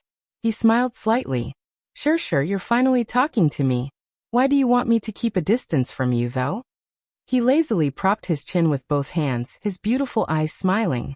I don't want to keep a distance from the person I like. Hua Jin, you haven't started filming yet. Yin Shishir suppressed her anger and turned around, not wanting to talk to him. Go away and don't bother me. Shishir, you're so cold to me. Hua Jin leaned forward slightly. Looking at your **** appearance. Are you even 20 years old? Mushi passed a blanket to Shishir from the side and said with a smile. Shishir is already 24. Seeing that she had been betrayed, Yin Shishir turned pale with fright. She raised her head abruptly and glared at her assistant. Mushi, you. Mushi knew that she had misspoken and bit her lower lip in frustration. Hua Jin's eyes widened slightly when he heard this. 24 years old. Then. She was about to reject him when he sweetly called out, Sister. This man. Yin Shishir sucked in a deep breath of cold air. She could not hold it in any longer. Ever since she joined the production team, she had always kept her manager's words in mind to keep a distance from Hua Jin. She did not know what kind of demon was in this man's mind, but whenever he saw her, he would stare at her with an unfathomable gaze. Now he even took the initiative to tease her. She could not chase him away. Did he not know how to read people's expressions? Couldn't he tell that she was annoyed with him? The moment the other supporting actresses saw Hua Jin, they surrounded him with adoration. Hua Jin's beauty could move anyone's heart. Hence, many people on the set wanted to strike up a conversation with Hua Jin. However, Hua Jin seemed to be aloof to everyone, so they knew that they were not interested.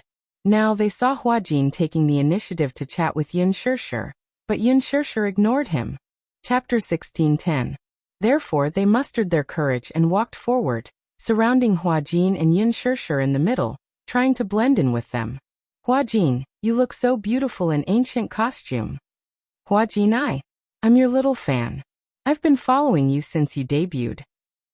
The supporting actresses blushed and clenched their fists, clearly nervous.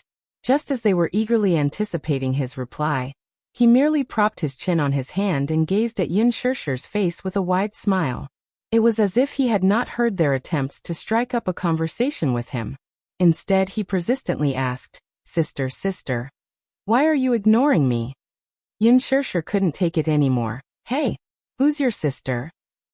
You. Hua Jin's beautiful eyes lit up. You're my sister, Shishir Jia. Stop fooling around, okay? Yin Shishir looked like she was about to break down. I'm very busy, I have to memorize my lines. Today's filming is a scene between you and me, we can practice our lines.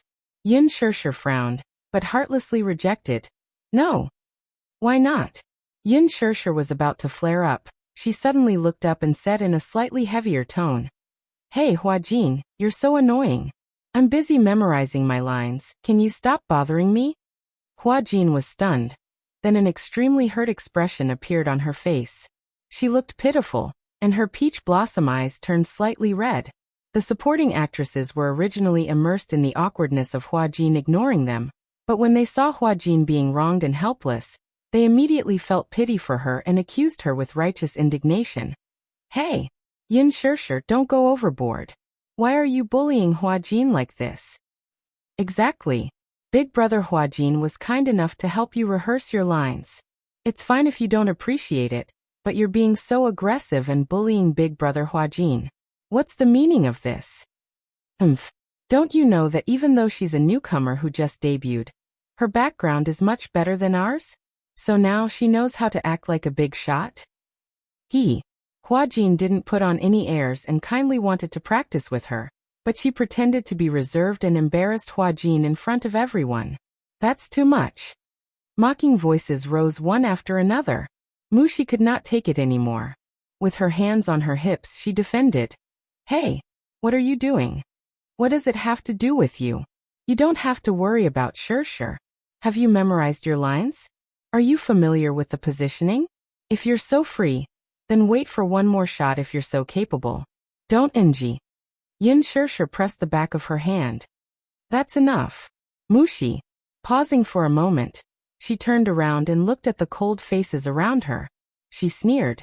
My background is none of your concern. If you have the time, you should worry more about yourself, alright? Everyone was stunned. They gritted their teeth and were about to retort when they heard Yin Sure say, Can you not block me?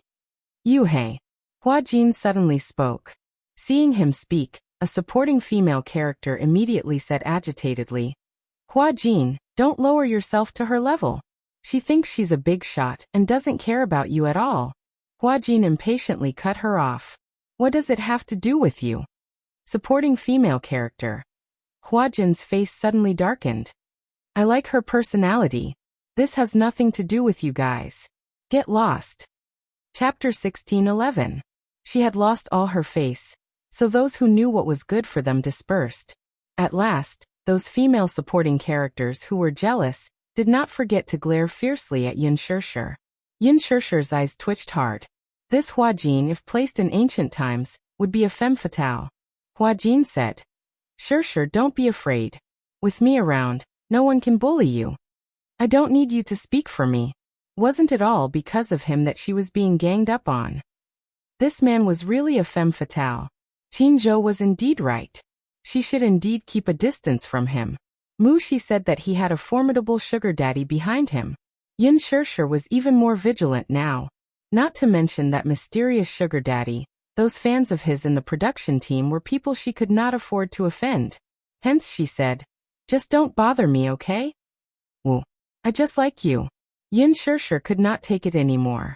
Even if she could not afford to offend him, could she not avoid him? Hence she stood up abruptly. Huajin followed suit and asked with a smile, Where are you going? Don't follow me. Hey. Huajin hurriedly reached out to hold her hand when he saw her walking quickly. Yin Sure's body trembled as if she had been scalded by fire.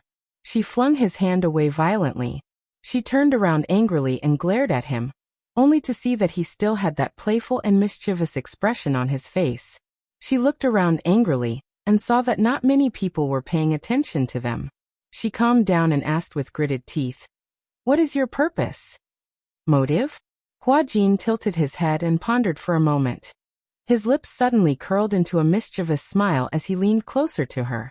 His ambiguous breath brushed against her cheek. Is wanting to sleep with you considered my motive? With a loud bang, Yin Sure's head seemed to explode. What did he mean? She looked at him in disbelief, only to see that his expression was half joking and half serious. She couldn't tell from his tone whether he was serious or joking. But this wasn't a joke, was it? Yin Sure widened her eyes in shock. You. She suddenly stretched out her hand and pushed hard. Huajin was caught off guard and was pushed to the ground. The ground was made of cement. Huajin fell to the ground, and a layer of skin was slightly scratched on his palm. He frowned in pain, but his brows were knitted in an innocent arc. She was as beautiful as a painting. Even when she was frowning, she was still breathtakingly beautiful. This sudden scene attracted everyone's attention. Gu Xiaoyang turned around and saw this scene. He frowned slightly. He put aside the matter at hand and walked over. What happened? Yin Sure was stunned for a moment. She had lost her mind in a fit of anger, and did not expect to have such a strong hand. For a moment, she did not know how to answer. Director Gu He, what happened? Nothing. Huajin got up from the ground, brushed off the dust on his body and smiled lightly. I was just fooling around with Sure. Gu Xiaoyang glanced at him with a sullen expression. The corners of his mouth moved slightly, as if he wanted to say something, but in the end he did not say anything. As if he had suppressed some anger, he took a deep breath and said with a frown, "Don't play around on the set. There are equipment everywhere. Be careful not to break it and delay the filming process." Yin Sure was a little surprised. Chapter 16:12. Gu Xiaoyang wanted to protect her, so he warned Huajin not to cause any more trouble. Huajin glanced at Yin Sure and then at Gu Xiaoyang before pursing his lips. "Got it. Director Gu. Go and get ready. Your scene with Yin Sure is about to start," Gu Xiaoyang instructed. Huajin reluctantly hummed an "oh" and nodded. However, the moment Gu Xiaoyang turned around, he suddenly leaned forward and planted a kiss on Yin Sure's cheek. Yin Sure did not react in time and widened her eyes in shock. By the time she came back to her senses, Huajin had already returned to his assistant's side to revise the script. She was angry and frustrated, thinking that Huajin was simply unreasonable. He actually stole a kiss from me. Why is this Huajin so annoying? Gu Xiaoyang happened to see this scene as well. His lips moved, but he did not say anything. He only reminded Yin Sure to get ready for her role, and then went back to work. It seemed that this Huajin was not simple. Even the bad-tempered director Gu did not dare to lose his temper in front of him. It seemed that he had a strong backing. Did he do whatever he wanted on set just because he had a sugar daddy's favor? Yin Sure trembled in anger. Beside her, Mushi looked at her with envy. She clenched her little fists and gritted her teeth in jealousy. Sure, you have good luck with men. Huajin took the initiative to kiss you. I'm so envious of you. Yin Sure glared at her weakly. Seeing that she was really angry, Mushi felt guilty and quickly explained. Sure, don't be angry. I was just joking. Don't take it seriously. Mushi, this joke isn't funny at all. Yin Sure lost her usual calmness. For the first time in her life, she showed anger in front of Mushi. Knowing that she was really trying her best, the assistant hurriedly apologized. I'm sorry. Sure. I didn't care about the occasion and made a joke. I'm sorry, I won't do it again. Yin Sure looked in the direction of Huajin with a complicated expression. Then, she took out a soft towel from her sleeve and fiercely wiped the place where Huajin had just kissed. The next scene officially began filming. Yin Sure tried her best to immerse herself in her character. However, when it came to her scene with Huajin, just standing in front of him and thinking about how he had teased her earlier, she couldn't help but feel angry. He didn't manage to pass a few of them. His eyes, emotions, and the tone of his lines were all wrong. It should have been an expression of incomparable adoration, but the camera caught a trace of annoyance in her eyes. Because of this, Gu Xiaoyang completely lost his temper and scolded Yin Sure in front of everyone. Linji finished her makeup and rushed to the set. When she saw Yin Sure in a sorry state, she was secretly delighted. Serves her right. Seeing Yin Sure being scolded so harshly, she openly mocked her. Yin Sure felt aggrieved. In the end, Gu Xiaoyang lost his patience and stopped filming for this scene. He waved his hand and said, "You're not even in the right mood. Why are you wasting my time? Everyone's time is precious. You spent so much energy on the script, and in the end, you acted like this. Who are you trying to fool?" With that, he waved his hand and dismissed Yin Sure. Yin Sure felt that her condition had been ruined, so she asked for leave from the director and went back. This Huajin is really despicable. Chapter 16:13. Damn it, if it wasn't for him, she would have been able to perform well. Yin Sure was so angry that when she returned to the hotel, she was still a little depressed. She was a perfectionist. When she was filming, she hoped to get the director's approval. She had worked so hard, but because of Huajin, all her preparations had gone down the drain. Yin Sure changed into her casual clothes and sat on the bed. Her anger had yet to subside. The doorbell suddenly rang. She frowned, got up and walked to the door. Through the peephole, she saw a man in a suit standing at the door. His posture was elegant and respectful. Standing behind him were two elegantly dressed women. They were holding a set of things in their hands. Through the peephole she couldn't see clearly. Yin Shirshir asked warily, "Who is it?" The man replied, "Miss Yin, please open the door. I was sent by Chairman Mu to bring you to a place." Yin Shirshir hesitated for a moment. Seeing that this man didn't look like a dangerous person, she opened the door. Just as she opened the door, the man saw her and bowed in a gentlemanly manner. "Good afternoon, Your Highness the Princess. May I know if it's convenient to go in now?" Yin Shirshir was confused by his strange way of addressing her. However, she still nodded and said, "It's convenient." The man smiled and signaled with his eyes. The two women walked into the room politely, but the man didn't come in. After closing the door, Yin Shirshir looked at them strangely and asked suspiciously, "You were sent by Muyaja too?"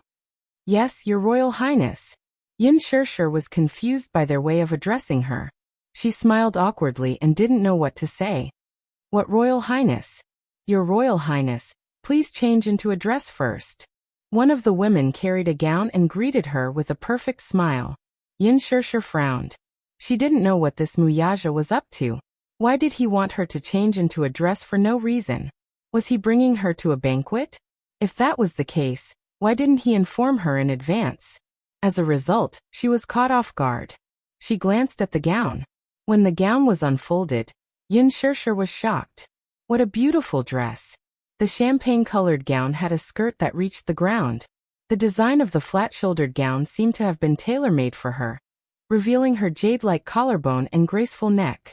The chest area was adorned with a few pink roses that extended from the waistline all the way to the hem of the skirt. The flower adornment was beautiful and flawless. The petals were especially lifelike, almost to the point of passing them off as genuine. If one did not examine them carefully, one would not be able to tell that the petals on the dress were fake. "Your Highness, please change into your formal attire." Yin Shirshir hesitated for a moment, then nodded. After changing into the gown in the bedroom, she walked in front of the full-length mirror. She was like a flower fairy standing in the mirror, refined and beautiful. The two women went up to her and helped her to the dressing mirror. One was in charge of her hair, and the other was in charge of her makeup. An hour later, she was dressed up like a princess from a fairy tale, noble and elegant. Yin Shirshir looked at herself in the mirror. The person in the mirror really looked like a princess from a fairy tale movie. But this dreamy crystal makeup was not suitable for a banquet.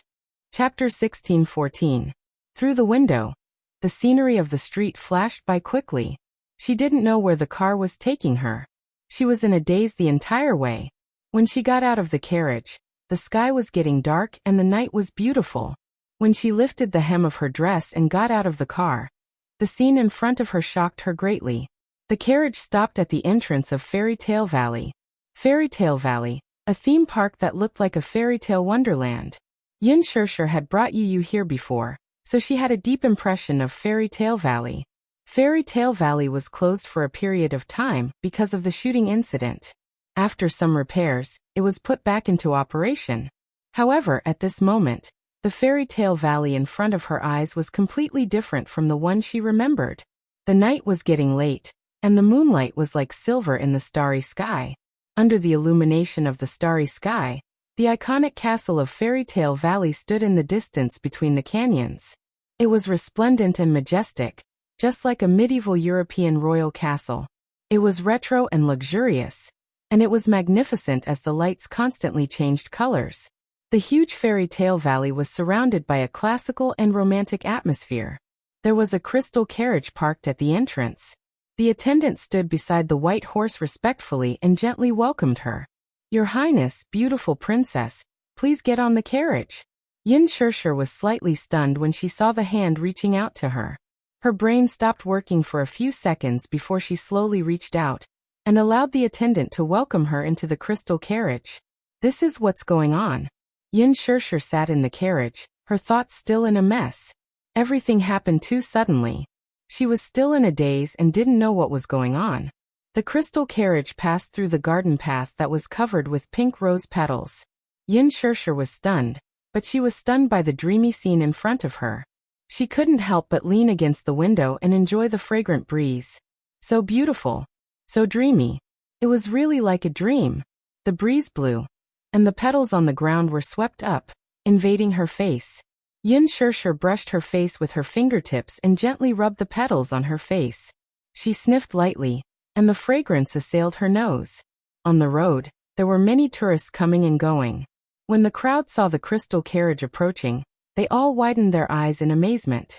They looked at Yin Shirshir, who was sitting on the crystal carriage, with jealousy. Some of the young girls couldn't help but chase after the carriage as they were pleasantly surprised. Wow! It's a crystal carriage. I've only seen this kind of carriage in fairy tale movies. It was a real crystal carriage, so beautiful.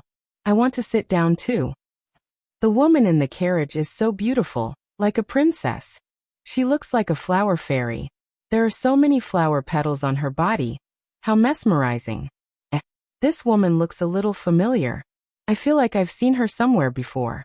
When Yin Shirshir heard this, she was so shocked that she retracted her head back into the carriage. The crystal carriage slowly passed through the romantic garden arch, and a huge Ferris wheel came into view. Under the background of the bright starry sky, the huge Ferris wheel slowly rotated along with the music. The attendants helped Yin Shirshir down from the crystal carriage. In an instant, it was as if several beams of light from the sky were projected onto her body. The beautiful lights surrounded her, so much so that when she stood in the middle of the bright light, it made her surroundings seem dark. Chapter 16:15. For a moment, she couldn't see her surroundings clearly. She took a small step forward, but the light followed her. Yin Shirshir stopped in her tracks and was a little surprised. Just as she was at a loss of what to do, she suddenly saw a tall and slender figure slowly walking towards her from not far away. Yin Shirshir widened her eyes. Standing in the light, she couldn't see clearly. In her curious and surprised gaze, a man in a snow-white suit appeared in front of her like a god. His tall and handsome figure pierced through the light and appeared in front of her. Mu! Yin Shirshir's mouth gaped open in shock as she uttered a single word. Mu Yaja's appearance gave her a dreamy surprise. He was dressed in a medieval aristocratic suit. His posture was noble and arrogant, and his aura was extraordinary. He was like a Prince Charming who had appeared in front of her without warning. She had imagined countless dreamy scenes, but now they were displayed in front of her without warning. She couldn't come back to her senses for a long time. Yin Shirshir stared at the handsome man in front of her in a daze. She was a little speechless. Did he prepare everything in this fairy tale-like fantasy for her? Yin Shirshir's body stiffened slightly. In front of her, the strong light left a deep impression on his exquisite facial features. In the dreamy light and shadow, his handsome face was like an ancient Greek sculpture, handsome as if it was cast. Amidst the gentle breeze, his black hair brushed past his ears, his proud jawline, and his deep, serene eyes were breathtaking. His thin lips gently curved into a charming arc. Mu Yaja gently reached out to her and opened his palm. He raised his eyebrows slightly and gave her a silent invitation with his eyes. She raised her hand and placed it in his palm. Suddenly, her breathing became tight. Yin Shirshir couldn't believe that everything in front of her was real. So much so that she asked a silly question at this romantic moment. Mu Yaja. She looked up and her eyes flashed. Is it really you? What answered her was the man's powerful palm. He held her hand and took the opportunity to pull her into his embrace. Yin Shirshir was caught off guard and fell into his embrace. Her swaying body was supported by his strong arms. She raised her head and looked into the man's deep and doting eyes. Little fool, it's me. Little fool. It's me. This intimate and affectionate form of address made her slightly startled. Just a few hours ago, Huajin had called her that. She felt impatient and didn't like him calling her that. However, when Mu Yaja called her little idiot, it actually made her feel a trace of warmth and sweetness in her heart. Yin Shirshir still couldn't believe everything in front of her eyes. She was afraid that in the blink of an eye, she would wake up from her dream. When she woke up, she would still be on set, sitting in a deserted hotel. She couldn't help but stretch out her arm and gently wrap it around his waist, greedily longing for this moment. Behind them, the Ferris wheel stopped. Mu Yaja grabbed her chin and dotted her lips. He asked gently, "Do you like the Ferris wheel?" Yin Shirshir nodded and pursed her lips into a smile. "I like it. Do you want to sit?" "Yes." Muyaja smiled and held her hand as they boarded the Ferris wheel. There were only 2 of them on the huge Ferris wheel. Chapter 16:16. As the Ferris wheel slowly rose into the air, the spectacular scenery of Fairy Tale Valley could be seen. The 2 of them sat in the spacious cabin, and Yin Shirshir looked very surprised. Muyaja, did you prepare all these? Muyaja saw her childlike expression, and couldn't help but laugh. Is this your first time? Yes. Yin Shirshir's expression changed slightly, and she looked a little lonely. She pursed her lips dejectedly. This is my first time. I've never had the chance to sit here before. It's rare to come to a place like an amusement park. He leaned back gracefully. Do you like it? Yin Shirshir smiled in satisfaction. I like it. I really like it. In the hearts of young girls, there was always a princess dream. They dreamed of becoming the prince in their hearts, Cinderella. Yin Shirshir was no exception. But fairy tales were fairy tales, and dreams were just dreams. That crystal carriage is really beautiful, just like in fairy tales. Have you seen Cinderella before? No, the carriage in Cinderella is a carriage made from a pumpkin by the fairy godmother. Muyaja merely watched her gesticulate excitedly without saying a word. Yin Shirshir said longingly, When I was young, I also dreamed that when night fell and the Ferris wheel rose to the peak, I would be able to see the beautiful starry sky with my beloved prince. She was too embarrassed to say what she wanted to say next. When the Ferris wheel rose to the sky, fireworks would be dazzling in the starry sky, and the prince would take out a beautiful diamond ring, propose to her, and kiss her in the beautiful night. She only hid these beautiful fantasies in her diary. She smiled embarrassedly. This dream must be very silly, right? I think so too. Muyaja's lips curled into a smile as he lowered his head to light a cigarette. Holding the cigarette between his lips and smiling eyes, he actually made her heart palpitate with excitement. Yin Shirshir's cheeks burned strangely.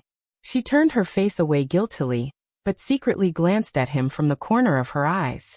Usually, he liked to wear black shirts, but today, he was wearing a noble suit and looked very handsome.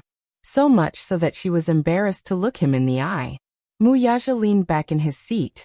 His fair and flawless skin, his gentle gaze, and his thick and long eyelashes intertwined with each other. There was a faint dimple at the corner of his lips. When he smiled, it was very beautiful, revealing a trace of freshness and purity. It was the complete opposite of his expressionless face, making people involuntarily want to get close to him. She didn't know why, but she didn't like men who smoked, yet she didn't dislike him. She was even a little obsessed with how he looked when he smoked. Yin Shirshir stared blankly and couldn't help but curve her lips. Muyaja suddenly raised his eyes and looked at her calmly. Yin Shirshir was startled. She turned her head abruptly, only to find that the Ferris wheel had already risen to the highest point. She stood up excitedly and leaned against the windowsill. She looked up at the starry sky and held her face in her hands in amazement. It's so beautiful. Yin Shirshir smiled happily like a child. Muyaja took a deep puff of his cigarette and put it out. He got up casually and slowly approached her from behind. Aware of the movement behind her, Yin Shirshir smiled and turned her face. Suddenly, her chin was gently lifted by slender fingers. Chapter 16:17. Muyaja's perfect, handsome face inched closer to hers. His thin, moist lips gently covered the corner of her lips. The faint smell of tobacco permeated between his lips and teeth. Together with his unique fragrance, it refreshed her heart and mind. Yin Shirshir was stunned.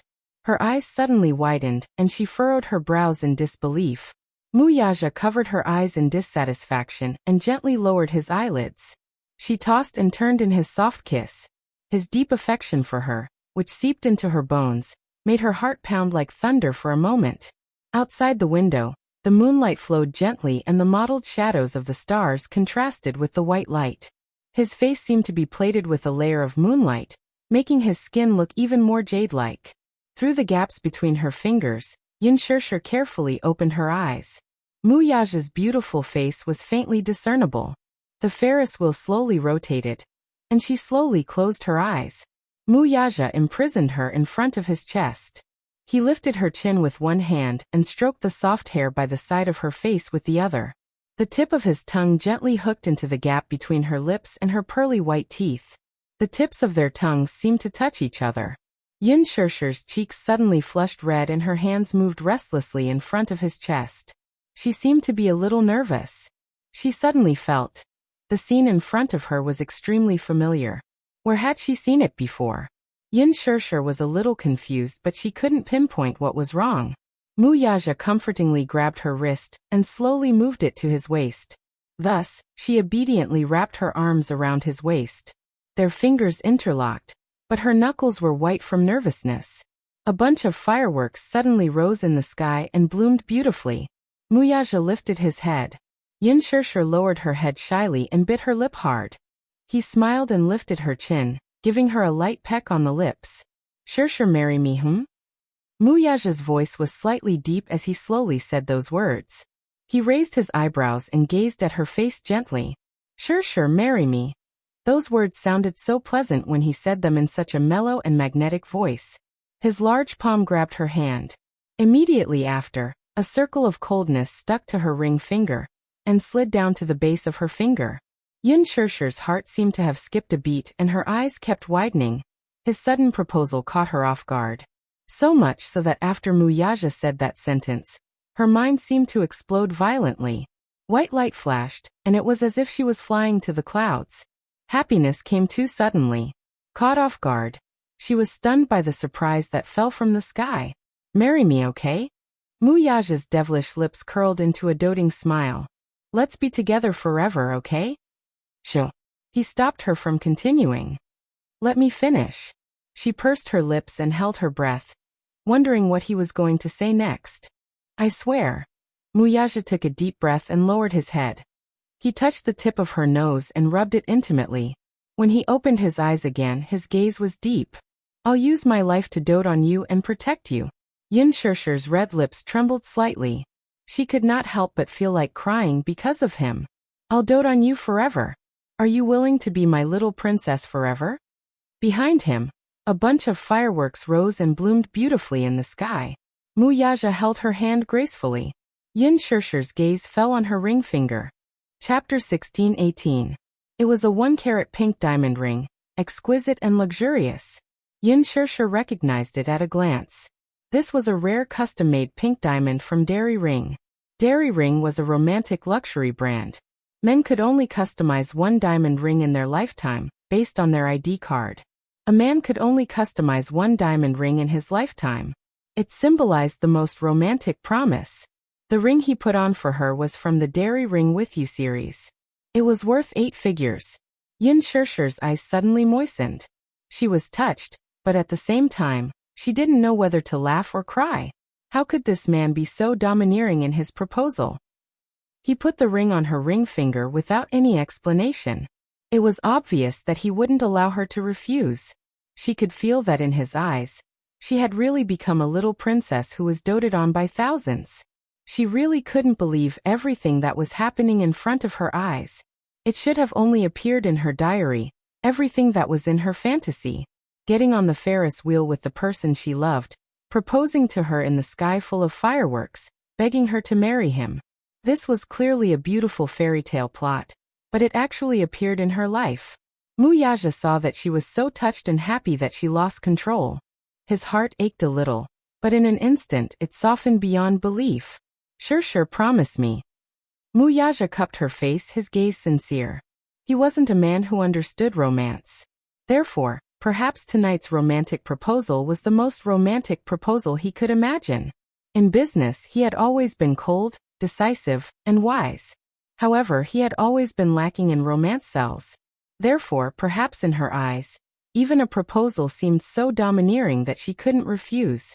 However, he really wanted to protect her for the rest of her life. He had prepared for this proposal for a long time. Everything was done by him personally, all for the sake of giving her a dreamy surprise on this day. Perhaps in the past, he also couldn't believe that he would secretly spend so much effort for a woman, just for a proposal. As long as he waved his hand, there probably wouldn't be a woman who would refuse his proposal. In the past, marriage to him was nothing more than a ritual and a shackle. But now, because of her, he had changed his view of marriage. If he had to say that marriage was a shackle, then he was willing to be trapped. Trapped by her. Yin Shirshir was crying and laughing at the same time. She nodded and agreed. Okay. Okay. Idiot. Yin Shirshir didn't know whether to laugh or cry. What I mean is, I'm willing. He had formally proposed to her. And she was willing to marry him. She was willing. She was willing. She was really willing. These words kept repeating in Yin Shirshir's mind, and her mood also climbed to the clouds along with the gorgeous fireworks in the night sky. When Muyaja heard this, a satisfied smile bloomed on his face. He hugged her in his arms and kissed her passionately under the fireworks in the sky. The Ferris will climb to the highest point. Yin Shirshir nestled in Muyaja's arms and looked at the beautiful night sky outside the window. She couldn't help hugging her arms tighter. Do you know? Right now, I feel like I'm in a dream. Until now, I still can't believe it. Chapter 16-19. When I was young, I yearned for the princes and princesses in fairy tales. I fantasized that one day, I would sit on a Ferris wheel with my beloved, and he would propose to me with fireworks in the sky. Halfway through her speech, she suddenly felt that something was amiss. Yin Shirshir furrowed her brows and glared at him. Hey, did you peek at my diary? Muyaja's face showed a hint of awkwardness at being exposed. Seeing his evasive expression, Yin Shirshir cupped his face with both hands, forcing him to look at her directly. Tell me the truth. Did you secretly flip through my diary? She had the habit of keeping a diary when she was young. Hence, be it her mood, her ideals, her thoughts, or even her trivial matters, she liked to record them in her diary. Yin Shirshir felt that something was amiss no matter how she thought about it. Today's proposal was similar to the one she had imagined in her diary. Could it be that this man had secretly peeked at her diary and directed this scene? Muyaja coughed awkwardly, and then hummed in acknowledgement.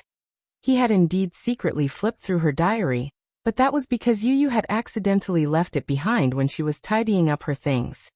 He did not know that it was a diary, so he picked it up and flipped through a few pages until he reached one of them.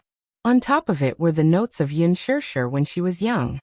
He skimmed through it and memorized her wish in just a few glances. Muyaja told her everything truthfully. Yin Shirshir did not show it on her face when she heard it, but she was very touched inside. Muyaja, she lowered her head and hesitated for a moment before smiling. Thank you. She had to thank him for silently fulfilling a wish of hers that she could only dream of. The Ferris wheel descended. When the door opened, fireworks rose from the ground. Yin Tianyu and Xiao Chen appeared before her like two little angels, holding birthday cakes in their hands. Mommy, happy birthday. The two children's tender voices were pure and cute. Yin Shirshir was pleasantly surprised once again. So much so that she stared blankly at the scene in front of her, unable to react in time. So today was her birthday? She didn't realize it, but she didn't expect the two little guys to remember her birthday. They even prepared a cake and a gift in advance.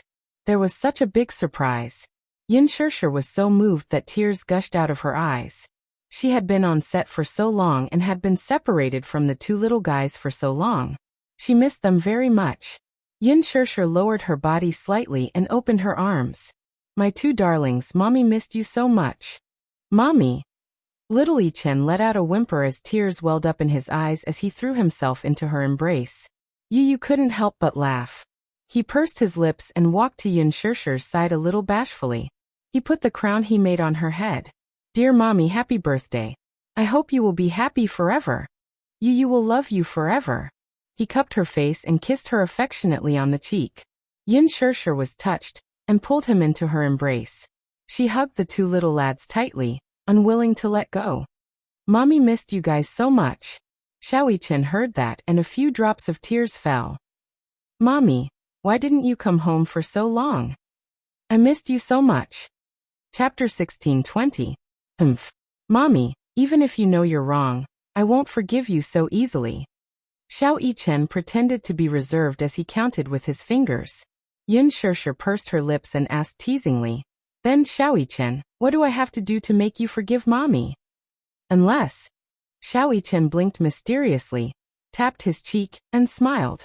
Mommy, give me a kiss. Yin Shirshir was amused by him. Then she kissed him hard on the cheek. Xiao Chen was satisfied. Then he took out the handmade gift that he had hidden behind his back and held it in front of her. It was a bouquet of handmade roses. Xiao Yichen had specially asked a handmade teacher to make it for him. He thought that since it was his mommy's birthday, he had to give her a happy present. After much thought, he decided to give her a bouquet of handmade roses. Handmade flowers would never wither. The meaning behind the bouquet was that he hoped his mommy would be like a beautiful flower that would bloom forever. Yin Shishir held the bouquet in her hands. Her heart was filled with warmth. Xiao Yichen's handwork skills were not as good as Yu Yu's. He was a little clumsy. When he was in school, he did not like to do handwork. Hence, the handmade flowers were a little rough. However, it was obvious that he had put a lot of effort into it. Every edge was carefully trimmed and neat. The coloring was also very serious. Although there were not enough details, the overall product was very beautiful. Yin Shishir loved it very much. She looked at the flowers with a smile on her face. She felt a sense of satisfaction that she had never felt before. Xiao Yichen asked nervously, Mommy, did you like the flowers I made? Of course I like them. Mommy really likes the gift you gave me. Really? Xiao Yichen was instantly elated. He was so proud that he wanted to fly to the clouds. Mommy had praised his handwork. Mommy liked the flowers he made. His little tail was about to curl up into the sky. Yin Shishir's affirmation was better than anyone else's praise. Mu Yaja's eyes twitched as he watched from the side. On the way there, he praised Xiao Yichen and said that his handiwork had improved, but Xiao Yichen was still unhappy. Yin Shishir's praise actually made him so proud. Unfair. Yu Yu was jealous. She quickly grabbed Yin Shishir's arm and walked over to the cake. Then she said proudly, Mommy, this is Yu Yu's birthday cake. As he spoke, he snorted and glanced at Xiao Yichen provocatively. The latter crossed his arms in front of his chest unhappily. Clearly, he didn't think much of it. His eyes seemed to say, Mommy would definitely like the flowers I sent her. Yu Yu replied with a cold stare. Naive. Mommy would definitely like the cake I made the most. Yin Shishir walked over to the cake and saw that Yu Yu had meticulously kneaded sugar figurines. Mu Yaja, Yin Shishir, Yu Yu, and Xiao Yichen's family of 4 were used as the template. The figurines were pink and sticky, cute and charming. Xiao Yichen's and Yin Shishir's facial features were especially lively. However, Yin Shishir's gaze landed on Mu Yaja's face. Pfft! She burst out laughing. Not only was Mu Yaja's face fiercely pinched by Yu Yu, but his mouth was also tilted to one side due to the accident when he was making the cake. Ha ha ha.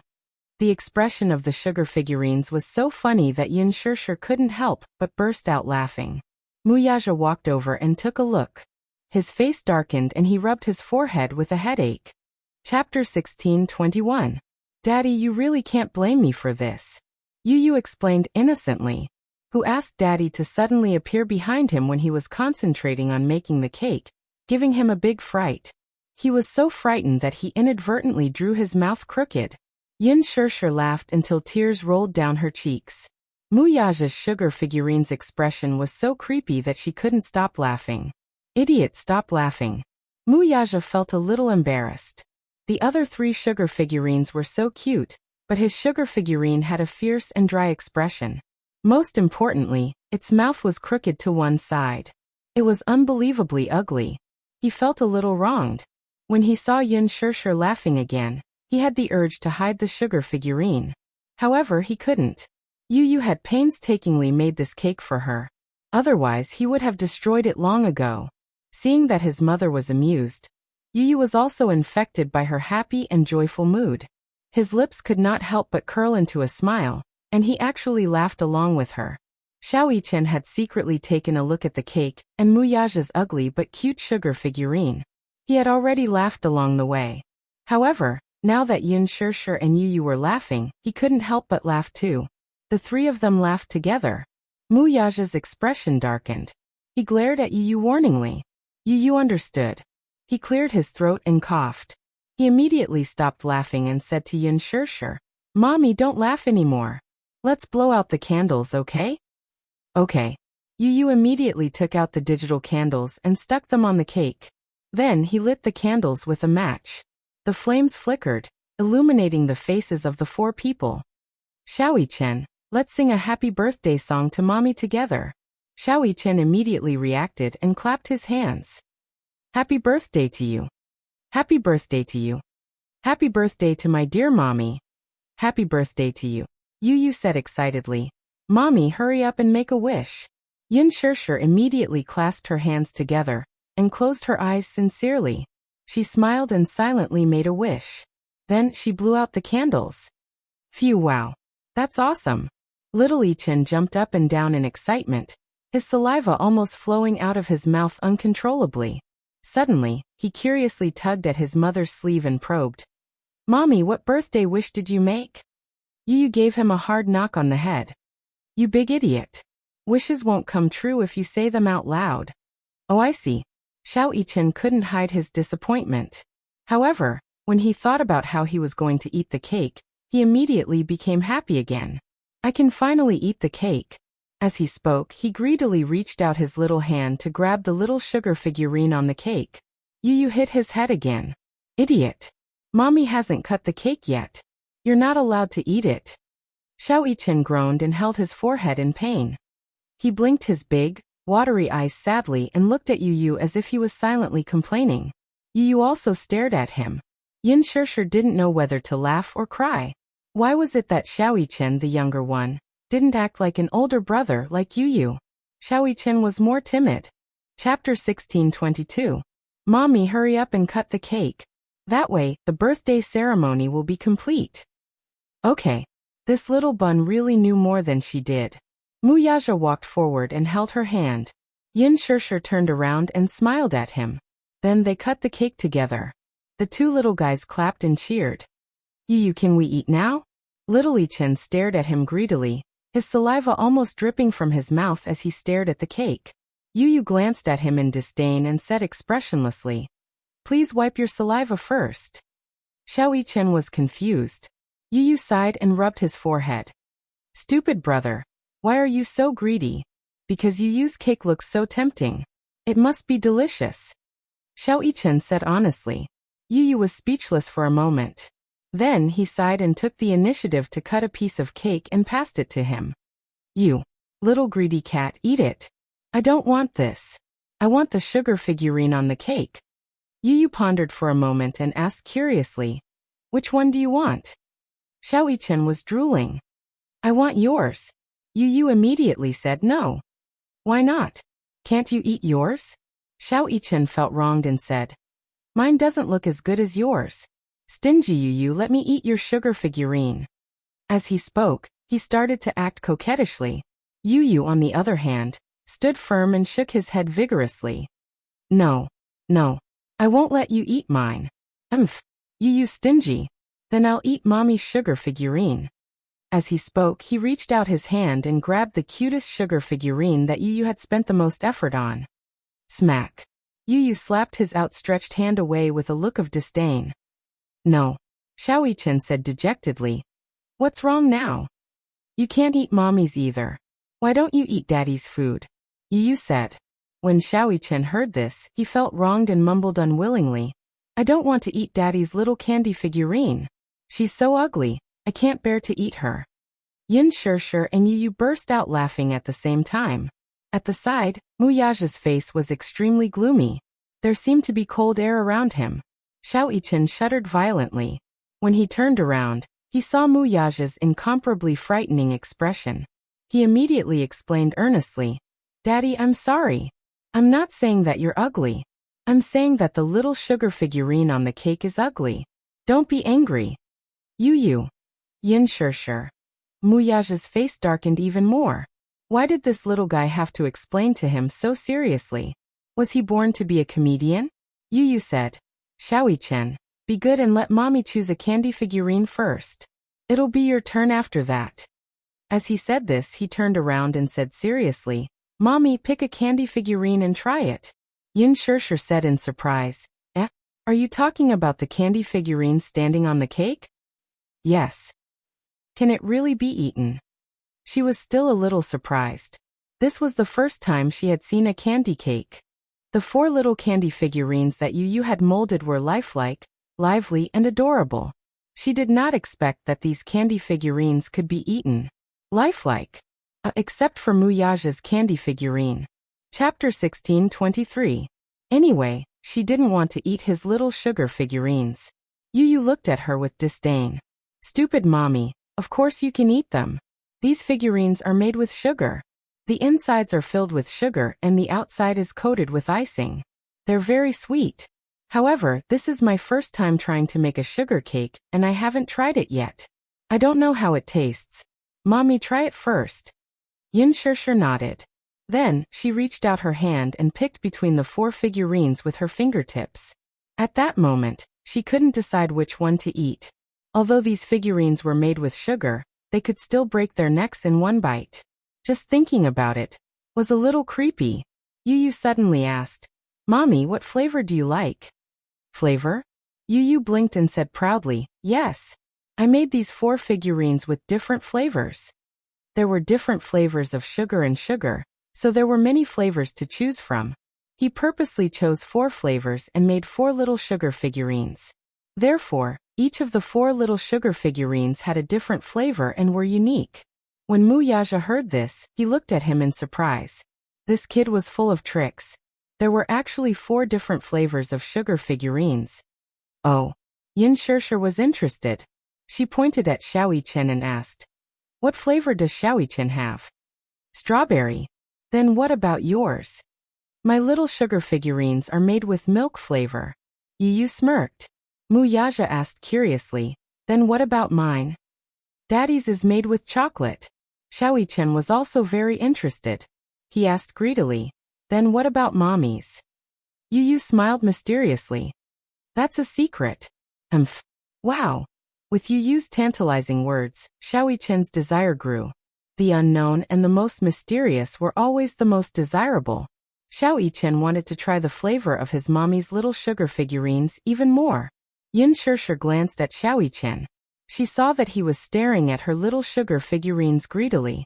Therefore, she picked one of Xiaoyi-chen's little sugar figurines and left hers for the 2 little guys to try. She raised Xiaoyi-chen's little sugar figurines and waved it in front of him. She pretended to be fierce and said, Xiaoyi-chen, Mommy is going to start eating you. As she spoke, she deliberately and viciously bit the sugar doll's little hand forcefully. Little Yi-chen playfully held his arm and said pitifully, Oh, Mommies, don't. His exaggerated and amusing reaction made it seem as if she had bitten him alive. Muyaja's lips curled into a smile as he was amused by his son's clown side. Yu Yu said cheekily from the side, Mommy, bite his head. Yinshirsher raised her eyebrows and bit Xiaoyi-chen's head. Xiaoyi-chen immediately pretended to be in pain and held his head. My head seems to have been bitten by something. It hurts. It hurts. Ha ha ha. Yinshirsher couldn't help but laugh. All right, Xiaoyi-chen, Mommy won't tease you anymore. Then, she took her little sugar figurine from the cake and squatted in front of Xiaoyi-chen. She handed it to him. Xiaoyi-chen, Mommy's little sugar figurine is for you, okay? Chapter 16:24. Thank you, Mommy. I love Mommy so much. Yu Yu immediately said indignantly, Idiot, why aren't you thanking me? I made the cake. Xiaoyi-chen smiled. Thank you, Yu Yu. Yu Yu was finally satisfied. Yinshirsher looked at him lovingly. Xiaoyi-chen, try Yu Yu's cooking. Okay. Xiaoyi-chen couldn't wait to take a bite. The poor little sugar figurine was bitten off by him, revealing a cross-section of its head. It was actually rainbow candy paste. Wow. Xiaoyi-chen's mouth was full as the sweet candy paste filled his mouth. The delicious sweetness filled his mouth, and he was so happy that he wanted to cry. It's so delicious. This is the most delicious cake I've ever eaten. Xiaoyi-chen was pleasantly surprised. He danced with joy and excitement.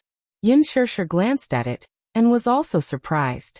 She didn't expect her little sugar figurine to be made with rainbow candy paste. It had to be mentioned that the candy paste only had one flavor. However, Yu Yu had spent a lot of effort on her sugar figurine.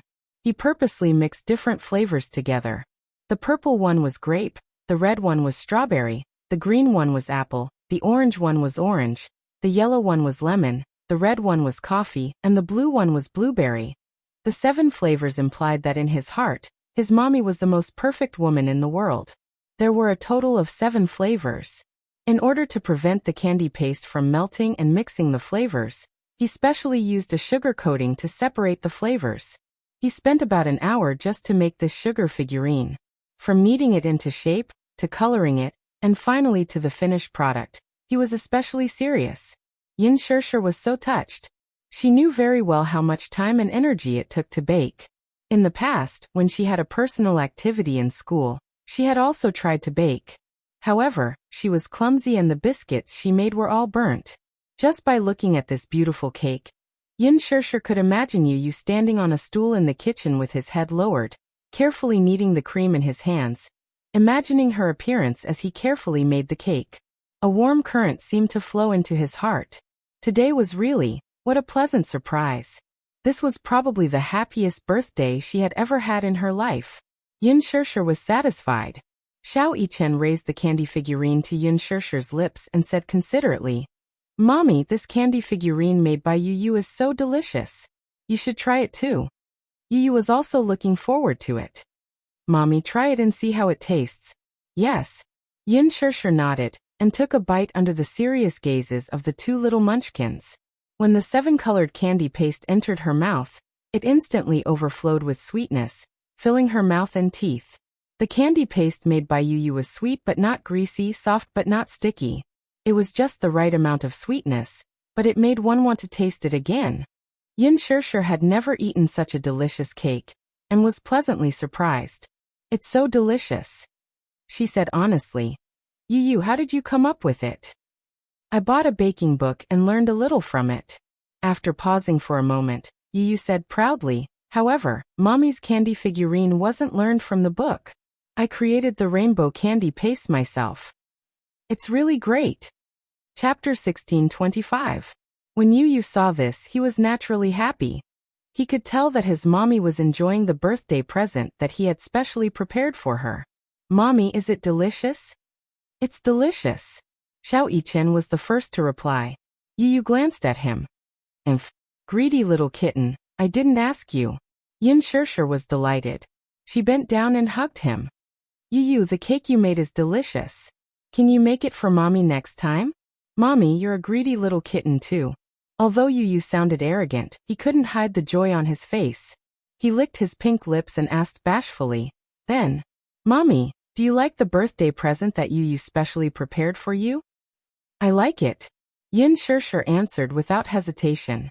When Xiao Yichen heard this, he leaned over and said, Mommy, then, do you like the birthday present that I made?" "I like it very much too." Yu and Xiao Yichen looked at each other. The 2 little guys seemed to be fighting over this. Sparks flew in the air. The 2 squishy little balls looked at her and asked in unison, "Then whose present does Mommy like the most?" Yin Shirshir was stunned. She looked at the 2 children blinking their big, watery eyes at her. For a moment, she couldn't make a choice. She liked the presents that the 2 children had given her a lot. She couldn't tell which one she liked the most. She was very touched. However, the 2 little lads seemed to be fighting for her attention. They insisted that she pick one. She really couldn't pick one. Suddenly, Yin Shirshir had an idea. She raised her hand and flashed it in front of their eyes. "Mommy still likes Daddy's present the most." Yu and Xiao Yichen looked at her hand at the same time. They saw a dazzling diamond on her ring finger. It was Dairy Ring's rare pink diamond. It was extremely eye-catching. Yu had seen this custom-made diamond ring in a magazine. It was worth 8 figures. Pink diamonds were very rare. A 1-carat pink diamond was even more precious. When Xiao Yichen heard this, he immediately looked at Mu Yaja indignantly. He pouted and said unhappily, "So this is what Daddy prepared? How cunning." Yu asked, "Did Daddy propose to Mommy?" Yin Shirshir smiled and nodded. Yes. Yu felt an inexplicable bitterness in his heart. He nervously grabbed Yin Shirshir's wrist and asked anxiously, "Then what about Mommy? Mommy, did you agree to Daddy's proposal?" He had originally thought that his daddy had prepared a huge sum of money for his mommy to book the entire fairy tale valley and prepare a grand and romantic birthday party for his mommy, just like in fairy tales. Who would have thought? The real gift that Daddy had carefully prepared was actually a proposal. For a moment, His feelings were complicated and he didn't know how to describe them. He was happy for his mommy, but he also felt an inexplicable bitterness and melancholy. He had clearly been looking forward to his daddy's proposal for a long time. He had also sincerely hoped that his mommy and daddy would be together forever and happily ever after. Why was it that after his wish came true, he felt a little worried and bitter? Yin Shirshir glanced at Yu Yu. His pink lips were gently curved. He was clearly smiling, but it was not sincere. It was as if he was forcing himself to smile. Yin Shirshir was stunned for a long time. Then she slowly nodded and said gently, "Mommy agreed." Yu Yu's mind went blank. His eyes flickered slightly. Mommy was getting married. Chapter 16:26. He didn't know if he should be happy or worried. There was a sense of disappointment in his eyes that shouldn't be there at his age. Yin Shirshir's smile froze when she saw his complicated expression. She looked at him and didn't know whether to laugh or cry. This little guy. Why did he look so disappointed and melancholy that only a father would look when his daughter was getting married? She didn't know why, but when she saw Yu Yu's expression, she felt an inexplicable heartache. This child probably couldn't bear to part with her. At the same time, he was worried that her marriage wouldn't be perfect and blissful enough. Or perhaps he was worried that that man wouldn't be able to give her the greatest love. Yu Yu, are you unhappy? Yin Shirshir probed carefully and lowered her voice. Yu Yu immediately shook his head. No.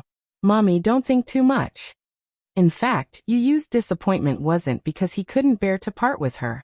It was because he was afraid that his daddy wouldn't be like him, who would accept his mommy unconditionally and treat her like the apple of his eye. He was selfish. He hoped that his mommy would receive the greatest love in the world.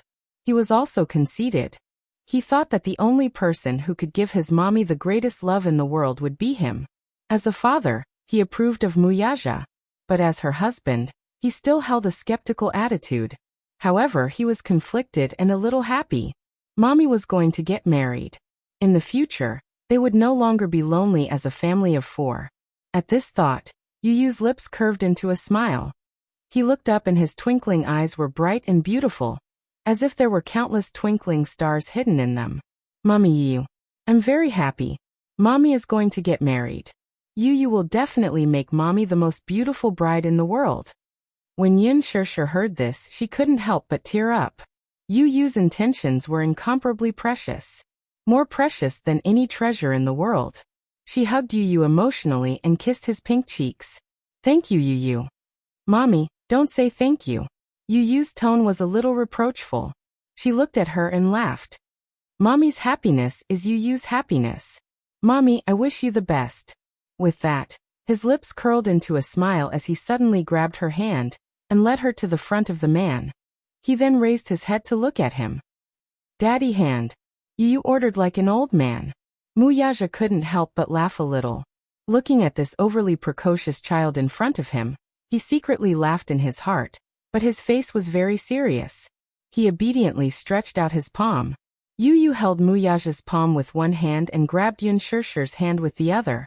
With a solemn expression, he carefully placed Yin Shirshir's hand in Wuxia's palm. Daddy, in the future, you must protect Mommy well. This is what you promised me. You must cherish her for the rest of your life. Wuxia smiled and looked at Yu Yu's face. He said very seriously, Okay, I'll definitely do what I promised you. Yu Yu then revealed a bright and beautiful smile. In the sky, the fireworks were dazzling. On the tree-lined path, the festooned cars were cruising. The crystal carriage stopped beside Yin Shirshir. Wuxia held her hand and got into the carriage. In the dreamy parade, they gradually left. Yu Yu silently watched the carriage leave, still in a daze for a long time. Chapter 16:27. He poked his head out and saw that Yu Yu's eyes were slightly wet. Xiaoyichen smiled helplessly and his gaze softened. Yu Yu, don't worry. If Daddy dares to bully Mommy, I won't let him off. I'll let him have a taste of my demonic skills from the special forces in a minute. As he spoke, Xiaoyichen waved his fist. Yu Yu was amused by his words. He couldn't help but tease him. Do you think Daddy is a pushover? Xiaoyichen, forget it. You're still lacking in both intelligence and skills if you want to fight with Daddy. Hey, you. Xiaoyichen wanted to comfort him, but he ended up being snubbed instead. His mood instantly soured. Yu rubbed his eyes and said, "Idiot, you're overthinking. I'm not worried that mommy will be bullied. I'm just a little touched." Xiao Chen was even more surprised. You're touched. In his heart, Yu had always been an extremely noble and cold existence. He was cunning and sharp-tongued, and he was extremely mature. However, today he saw the softest side of Yu's heart. "Alright. Let's go see the float parade."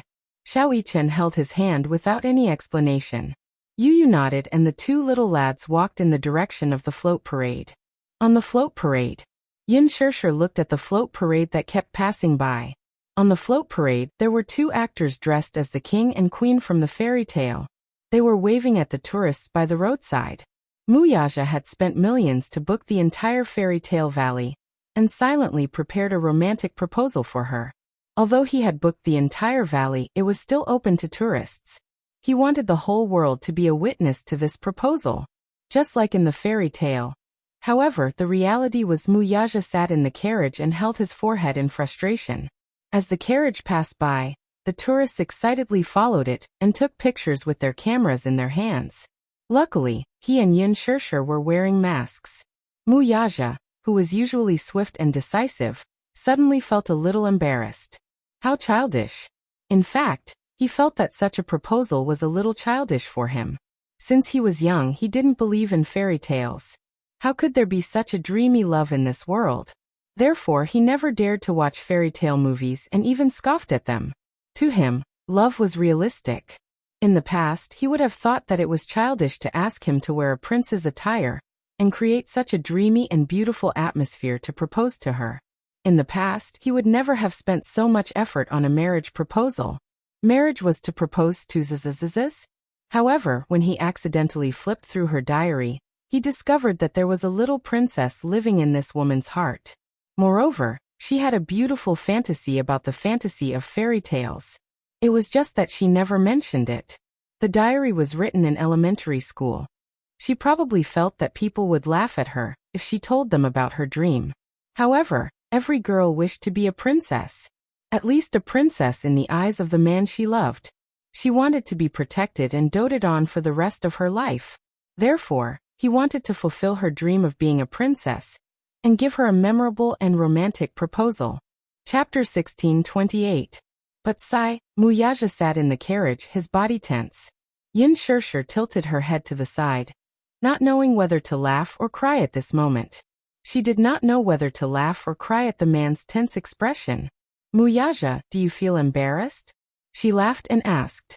It was indeed a little childish for such a noble and cold man to wear a prince's suit and sit in such a childish crystal carriage. Wuxia did not want to talk. Yin Shishir held his hand. "Did you prepare so much in secret to give me a surprise?" Wuxia patted her head. "Are you happy tonight?" "Yes. Of course I am happy." Yin Shishir looked down at the gown on her body and asked in confusion, "Where did you get this gown?" "It was custom-made a long time ago," Wuxia said again. It was the main attraction of Chanel's spring fairy tale at the Milan fashion show. He liked it at first glance and had it custom-made according to her size. Yin Shishir was so touched that she could not speak.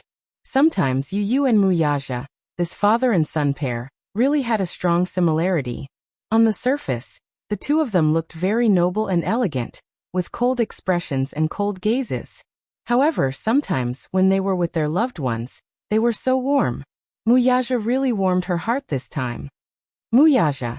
Yin Shishir held his arm and blushed shyly. "I love you." Wuxia lowered his head and looked at her. His eyes were full of love.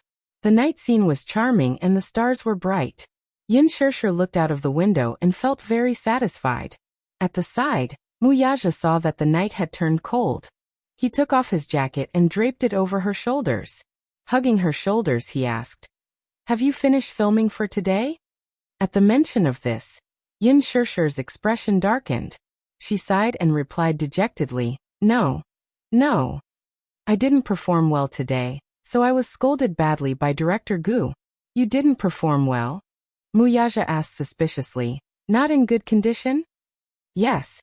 Yin Shirshir had just nodded when she suddenly remembered the reason why she didn't do a good job today. She was stunned.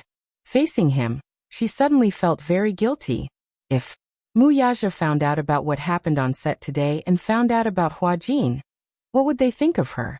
Would he misunderstand that she was having an affair with another man?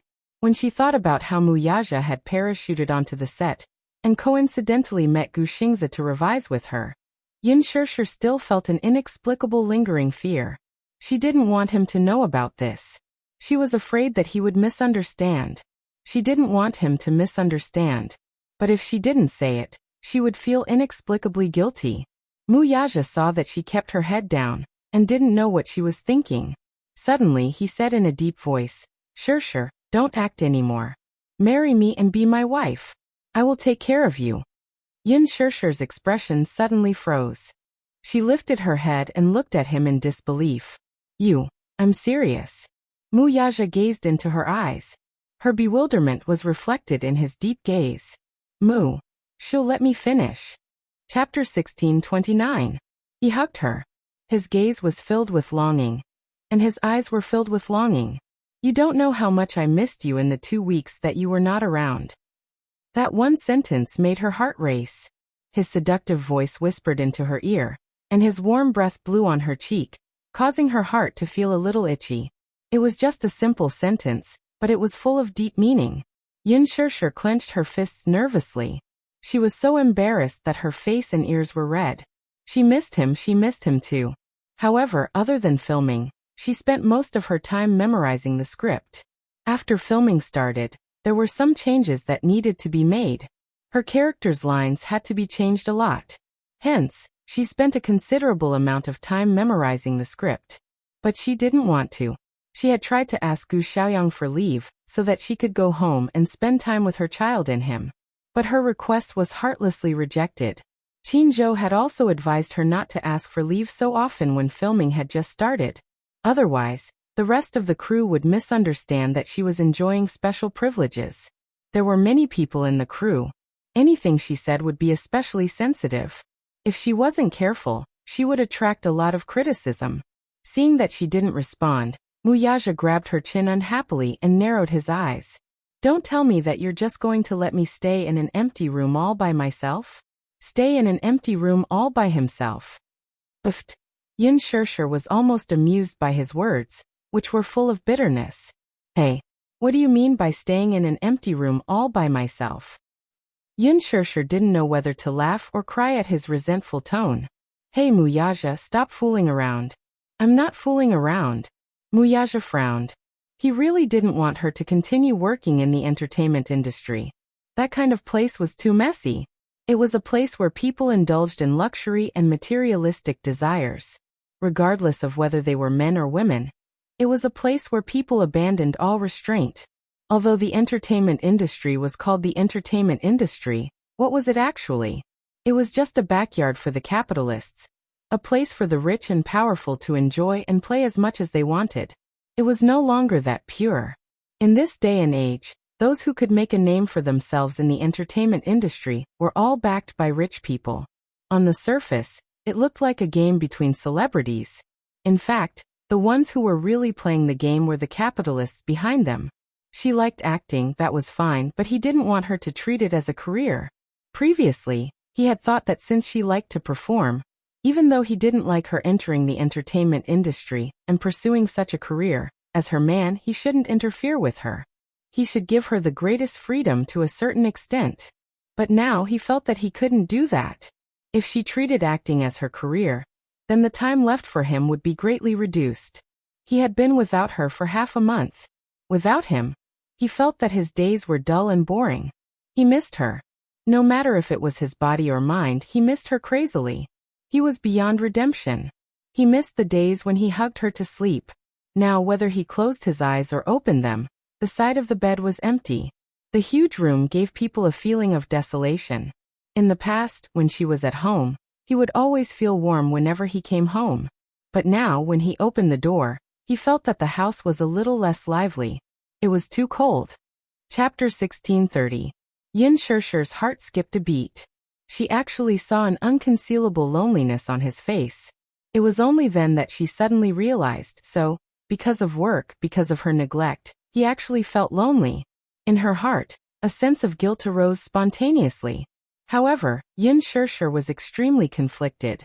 On one hand, she loved acting, but she also hated dealing with those foul and unspoken rules in the entertainment industry.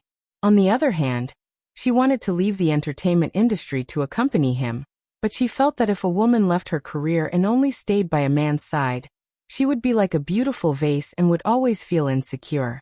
From what she knew, a woman also needed a career and needed to be self-reliant. She shouldn't rely on a man to live. Be my wife and I'll take care of you. Probably in this world, no one would have the infinite confidence to say such a thing like him. She knew that her career might not even be worth a mention in his eyes. To her, she had worked hard to act, stayed up late to memorize the script, and dealt in that extravagant circle.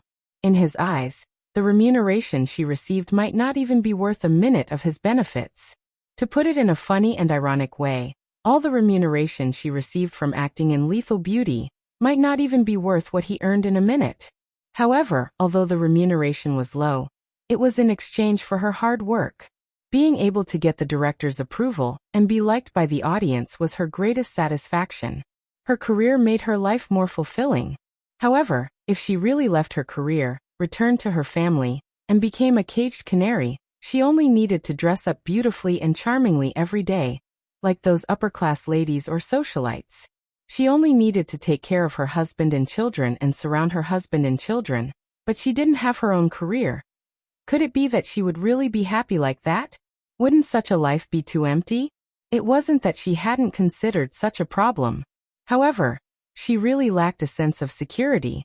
She didn't dare to use her own life as a stake to gamble her entire life. What if one day he got tired of her? What if her marriage failed?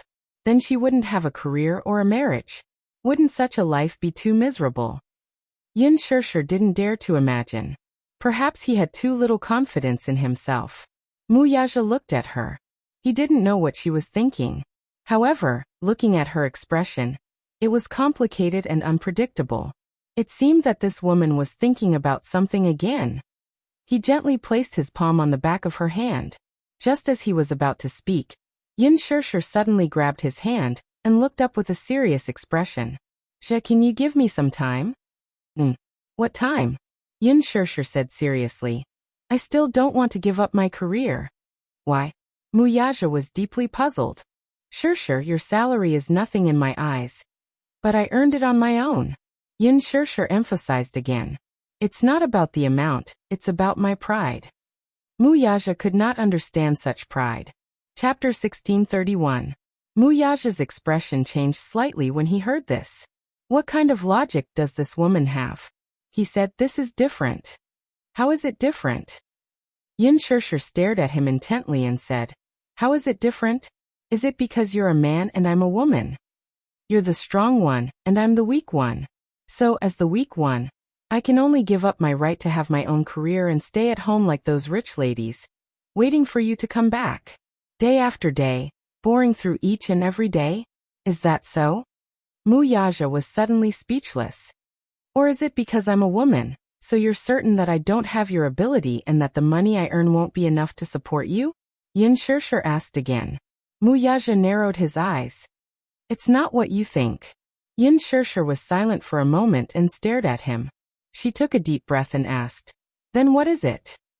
Wuxia pondered for a long time and suddenly said, I just want you to spend more time with me.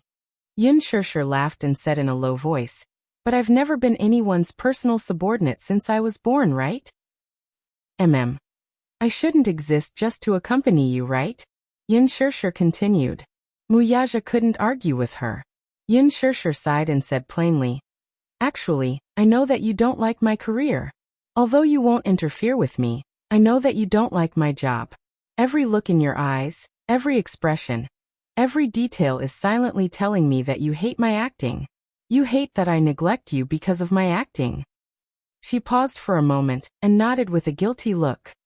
Yes, I know that there are many times when I neglect you, Yu and Xiaoyichen. Especially in the last half a month, I really didn't have time to care about you. It's my fault. I admit that I also feel very guilty. I'm very sorry. Especially when I saw the birthday party you guys prepared for me, I felt especially guilty. I'm sorry. Muyaja's gaze softened. You don't have to apologize. It's not your fault. But I don't want to lose my job. I don't want to be like those rich ladies and become a caged canary.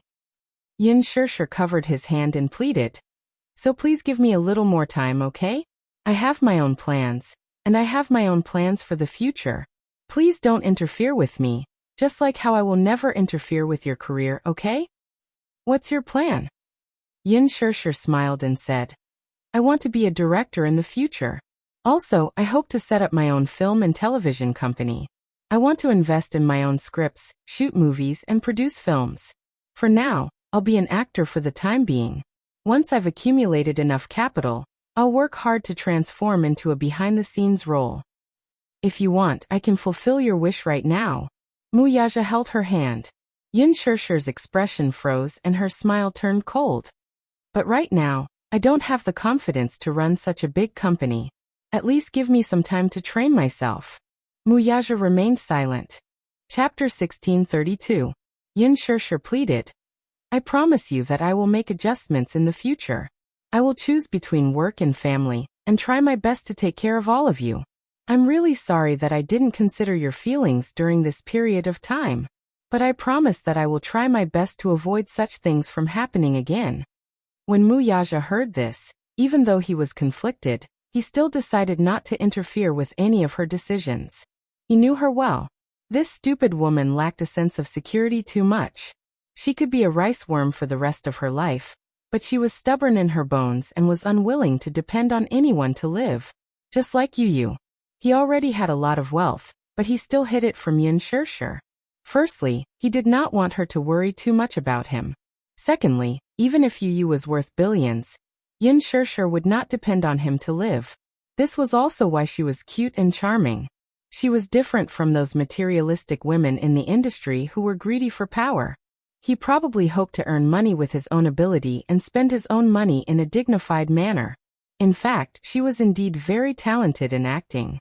It was indeed a good choice to work behind the scenes in the future. How much time do you need? He raised his eyebrows and asked. His attitude showed that he had already compromised. Yin Shirshir thought for a moment and then smiled. Give me 5 years. 5 years was enough for him to accumulate experience. In these 5 years, she would work hard to learn and accumulate more surprises to be fully prepared for her transition behind the scenes in the future. Actually, it's not that I didn't think of retiring, but I'm the one who decided to act. Since I made this decision, I should be responsible for my own decision. If I quit now, not to mention the sky-high liquidated damages, I will definitely implicate Qinzhou. If I suddenly announce that I'm quitting the entertainment industry in the middle of filming, this would be a little too irresponsible. I know that I didn't have the chance to take care of my family for the past 2 weeks, and I feel very guilty. I thought about it and decided to ask Qinzhou to help me and the crew to try to take 2 days off every week to go home. After this film, I will only accept works that I like. I won't let my schedule be so full anymore. If he took a step back, she would also take a step back. Moreover, she was very sincere. She had always placed her family first. Before this, she never expected that after entering the entertainment industry, she would be so busy that she didn't even have time to take care of her family. She had originally planned to focus on her family after filming The Green Apple, and occasionally take on a few projects that she was interested in. During this process, she would work hard to study screenwriting and directing. Between acting and directing, she was more interested in directing. When her abilities matured, perhaps she could also help him manage Huanyu. She knew that it would be very tiring, but she was happy to be able to work hard with her own ability. However, she really couldn't do it if she had to rely on anyone to survive. After she finished speaking, she looked at him with some apprehension. She was afraid that he would object and that he would not understand. Muyaja frowned but did not object in the end. He curled his thin lips and looked at her gently. He raised his hand and gently stroked her head with a doting smile. Good. I will wait for you. He gave her 5 years. These words gave Yin Shirshir great relief. Chapter 1633. Leaning on his shoulder, she said softly, Wuxia, thank you. Thank you for understanding my stubbornness. Thank you for understanding my decision. She leaned over, her soft and exquisite body pressing against his. Wuxia hugged her tightly, but purposely teased her. He lowered his head and kissed her red lips, asking back, You. How do you plan to thank me? Yin Shirshir looked up, only to see him looking at her with a bit of passion and anticipation. Yin Shirshir suddenly smiled, her bright eyes reflecting the gorgeous fireworks in the sky. Her smile was like a flower. Amidst the fireworks in the sky, she took the initiative to hook her arms around his neck. Her beautiful face leaned closer to him. And then, her sweet red lips gently pressed against his thin lips that were cold from the cold wind. The kiss deepened, gentle and charming. The crystal horse carriage drove through the romantic cherry blossom avenue. The passers-by looked up and saw an indescribably beautiful woman, kissing a handsome man in the carriage. They all exclaimed in amazement, Oh my God! Quick look! Quick look at the horse carriage! It's so romantic! I heard that Fairy Tale Valley has been booked by someone today, decorating it dreamily for the proposal ceremony, and it's open to tourists for free. Let the tourists witness it. Don't tell me it's the two people in the horse carriage? The woman is so beautiful, and the man is so handsome. Oh my God! They're so compatible. Under the witness of the crowd, under the beautiful and gorgeous fireworks, Yin Shirshir hugged him, kissed him, and used the most intimate way to respond to him. Wuxia could not help but wrap his arms around her slim waist. His sexy lips curled into a slight smile. He was obviously very satisfied with her initiative. This kiss continued all the way to the main gate, and he was still reluctant to part. From the beginning, she took the initiative, until later, when she fell into his control, he kept attacking with impatient passion, attacking the city, unwilling to be separated from her. Yin Shirshir was almost suffocated by his kiss. In a daze, she tried to force herself to sober up, but from the corner of her eyes, she saw that the horse carriage had already driven to the main gate, and the extended Bentley was waiting quietly at the gate. However, the driver standing in front of the car door did not dare to look directly at it, his head lowered, eyes and nose looking down, not daring to disturb them. She was even more embarrassed. Clenching her fist, she lightly punched his shoulder. But he was unmoved, not allowing her to escape. He held her neck tightly, forcing her lips to be closer to his, the tip of his tongue between her lips, constantly stealing her sweet breath. How long has it been since he tasted such deliciousness? He already could not remember. Kissing her, he could not stop. No. Yin Shirshir was angry and embarrassed. This man. How could he not bear to stop once he started kissing her? There were so many people at the gate. Didn't he know he? From the corner of her eyes, Yin Shirshir saw that many tourists were either stunned or heckling around the horse carriage, constantly raising the cameras in their hands, trying to capture such a romantic and beautiful scene. Wasn't this a little too high profile? Yin Shirshir punched his shoulder, but before she could say anything to stop him, she felt the world spinning in front of her eyes. This man actually carried her in his arms and stepped out of the horse carriage. Chapter 1634. Yin Shirshir saw the heat in his eyes. You, Shu. Wuxia's voice was hoarse and dark, as if he was trying hard to suppress something. Be good, don't talk. Her soft and bone-chilling voice was undoubtedly the most powerful aphrodisiac at this moment. If he wasn't careful, he would be completely ignited. He could still barely hold it in. Wuxia carried her, and walked to the front of the car. The concierge opened the car door, and he hugged her and stepped into the car. Just as the car door closed, he pressed a button to raise the partition between the driver's seat and the back seat. The covetous look in his eyes made her feel an inexplicable fear. Wuxia. Before she could finish her sentence, he pushed her down onto the seat. Immediately after, his tall body pressed down on her. Don't. She widened her eyes in panic and instinctively reached out to push him away. However, she was resisting, which aroused his desire to conquer her even more. When it came to matters of love, a man's desire to conquer would arise spontaneously from his bones. Moreover, he had to be in control of all the initiative.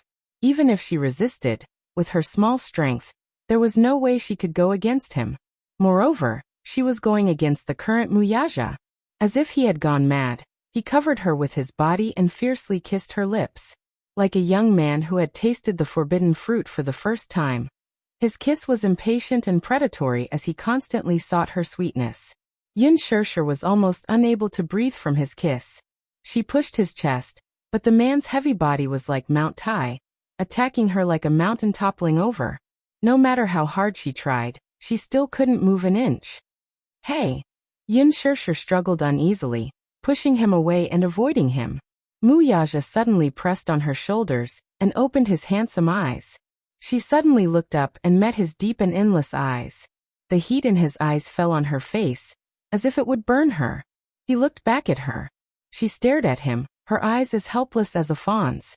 Her charming eyes were like silk, and her beautiful peach blossom eyes were overflowing with light, rippling with gentle and beautiful emotions.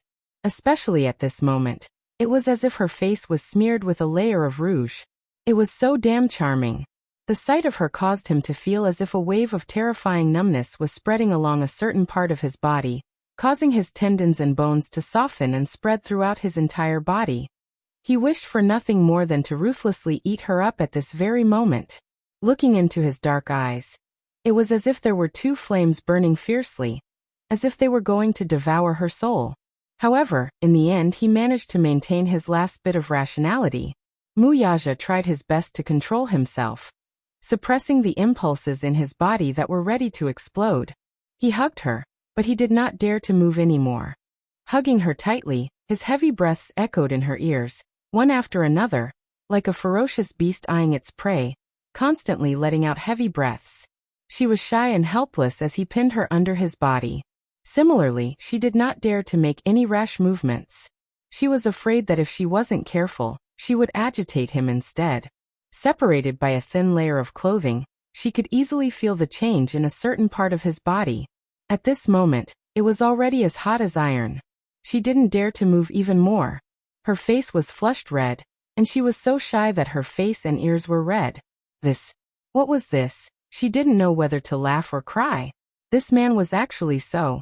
Chapter 1635. Wuxia hugged her even tighter. Every minute and second felt like an eternity of torture.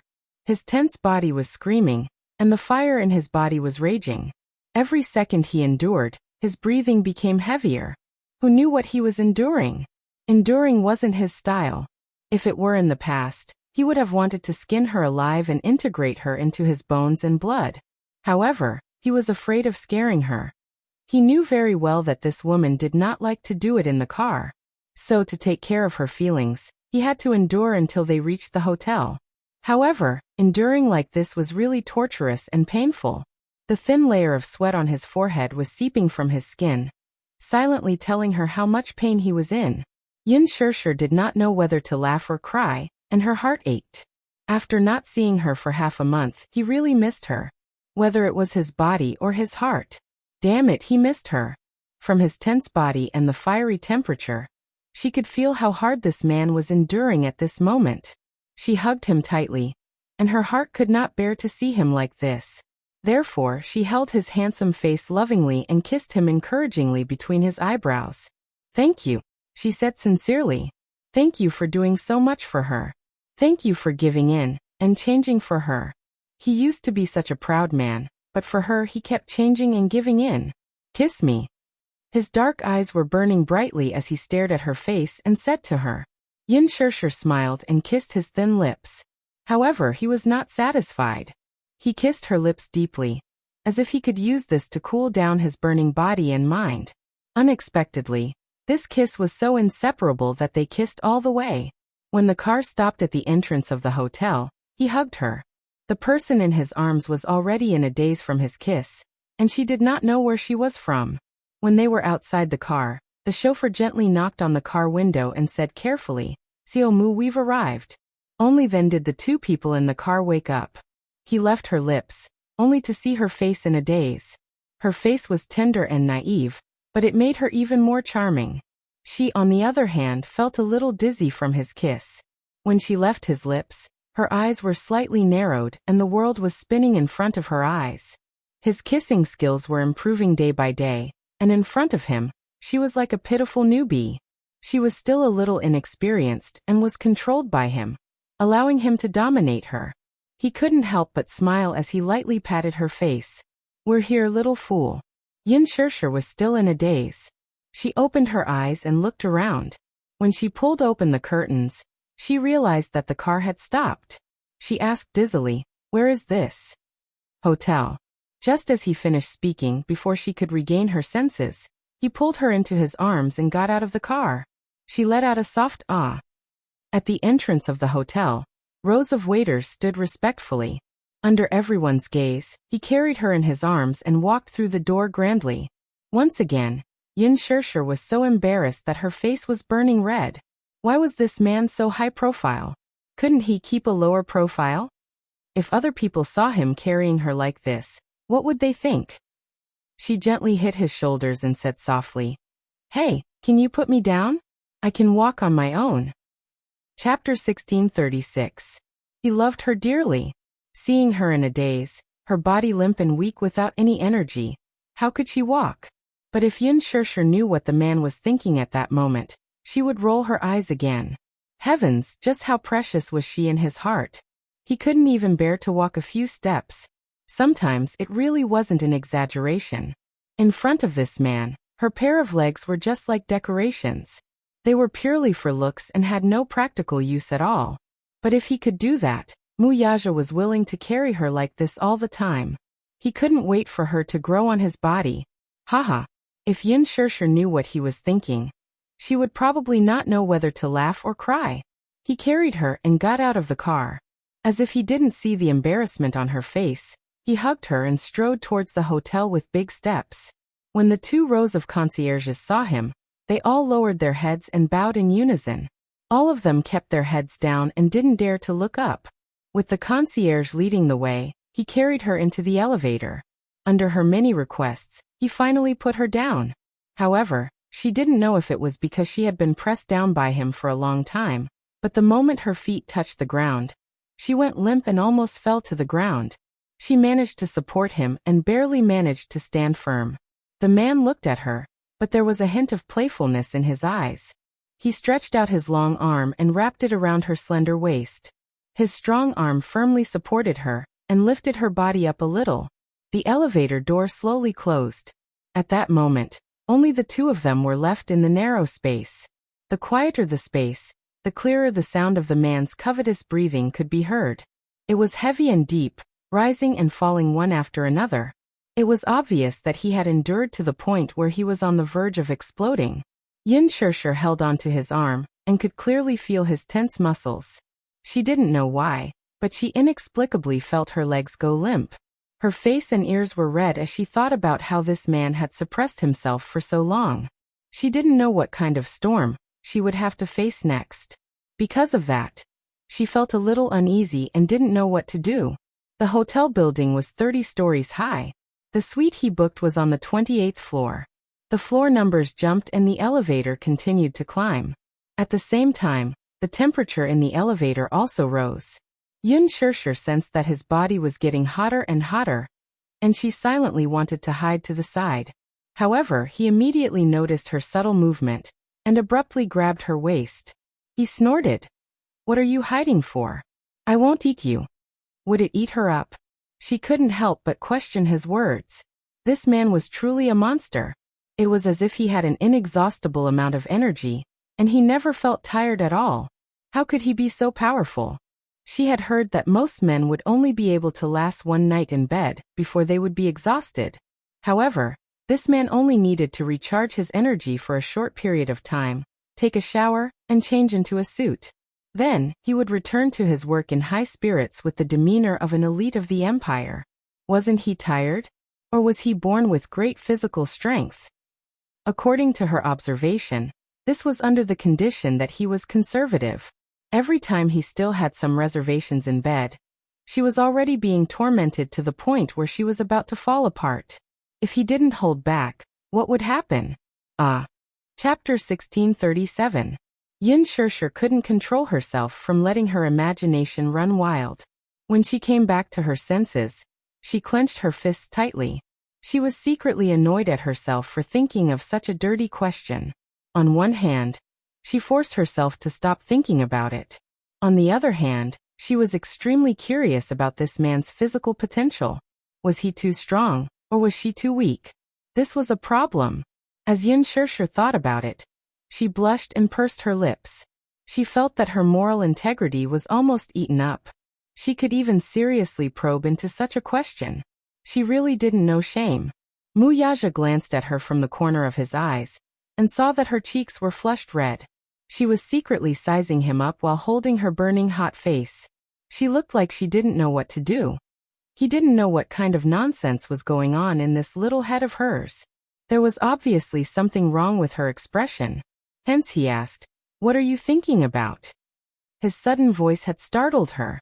She suddenly raised her head and shook her head guiltily. She hurriedly said, "I'm not thinking about any messy questions." Mu Yaja squinted his eyes suspiciously. She was giving herself away. This stupid woman. He didn't say anything, but she was so nervous. Her words were obviously trying to cover it up.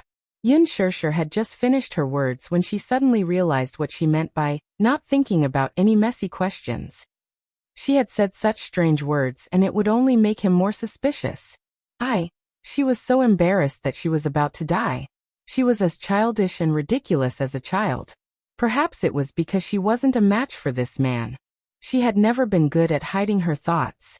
If there was anything, she didn't know how to hide it properly. Hence, she had become a joke to him. He suddenly closed in on her, and wrapped his arms tightly around her waist. Step by step he pressed on. "Tell me honestly, what kind of nonsense are you thinking about?" "I'm really not thinking about any nonsense." The more Yun Shirshir said, the less confident she was. Even she wouldn't believe what she said. As for this man, his skills were so much higher than hers. Obviously, he wouldn't believe what she said. Hence, he leaned over slightly and got closer to her face. Sticking close to her ear, he said seductively, "Say it. Otherwise, I'll do you right now." His words were obviously laced with danger. Yun Shirshir suddenly looked up and met his threatening eyes. She flew into a rage out of humiliation. "You. I didn't just say that." Mu Yaja smiled like an experienced hunter. His elegance and calmness were akin to that of a prey trapped in the palm of his hand. Moreover, he was full of interest. Yun Shirshir got even angrier. However, under his threat, she lowered her head and said unwillingly, "Nothing much. I'm just curious about one thing, that's all." "What?" "You." She took a deep breath. "You never seem to get tired." Mu Yaja was stunned. Suddenly, he was amused by her serious look. He immediately guessed what she was secretly probing. "What are you laughing at? You little fool. You're too weak." The elevator door opened. He took her hand and strode into the room. He walked so fast that she stumbled behind him, unable to keep up. Mu Yaja. Chapter 1638. Don't. The door wasn't closed yet. However, what she got in return was the man's kiss. It was as if at this moment, the emotions that had been suppressed for a long time had finally been released. For the past half a month, including the journey from Fairy Tale Valley to the hotel, he had been trying his best to restrain himself so that at this moment, he would not hold back at all. He lowered his head, pressed down on her shoulders, and kissed her deeply. The ferocious and predatory energy was comparable to when they were in the car just now. In fact, it was even more ferocious. Even though she repeatedly cried out in surprise, she could not resist him. He pressed his lips against hers and swallowed all of her resistance and rejection into his stomach. Previously, to take care of her, he had tolerated himself. However, now that they were here, it was the world where he could do whatever he wanted. He did not need to care about those trivial matters, and he did not need to suffer any more. Now he only needed to think about how to properly taste her goodness. In an instant, he had filtered out more than 10 positions in his mind. Just as his fingertips touched her skin, he felt a burning sensation and kissed her fiercely. In the past half a month, he had missed her so much that he had missed her so much.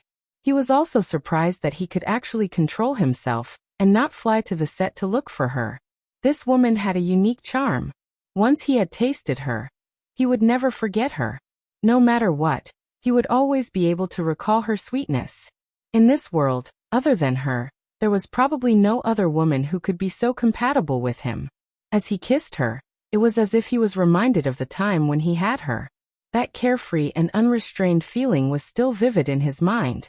When he touched her, it was as if he was bewitched and could not get rid of it. Door.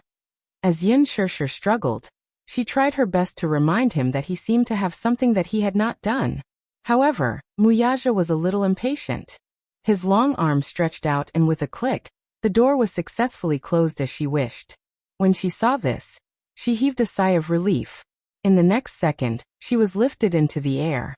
He actually reached out and his strong arm held her up steadily. At this moment, she was facing him with her back against the entryway, but her whole body was lifted into the air by him. Look at me. Muyaja reached out a hand and grabbed her chin, forcing her to look at him. Look at me. Yin Shirshir looked at him and her gaze froze. Stupid woman, you should concentrate now. He was a little dissatisfied that she was distracted by unimportant things, so there was some displeasure in his eyes. All of your time tonight belongs to me. After saying that, he steadied her and withdrew from her. The emotions that he had been suppressing for a long time were already clamoring to the extreme. With a ferocious ferocity, he practically charged straight into her. He didn't give her any room to breathe. He pressed her down and took her for himself. Ferocious, he was as ferocious as a wild beast. He wanted her, he wanted her, he wanted her, he wanted her, he wanted her, he wanted her. Even though she was prepared for it, she was still frightened by such a shocking impact. After he was done, he panted heavily and hugged her, not willing to let go. Holding her in his arms, he walked to the living room, sat on the sofa, and continued what he had yet to enjoy. Chapter 1639. The battle lasted until midnight, but the man was still not satisfied. He fully displayed his seemingly inexhaustible stamina, and it was as if he wanted to use this night to vent all his longing for her for the past half a month. When he was aroused, he kept calling her name, and she kept responding to him. At first, she tried her best to cooperate with him, but later on, she was so tired that she gradually lost her stamina. The battle was close to madness, and the smoke of gunpowder filled every corner of the bedroom. She only felt that the world had gone crazy. The sky was spinning, and the earth was moving. The whole world seemed to be collapsing, and the earth was shaking.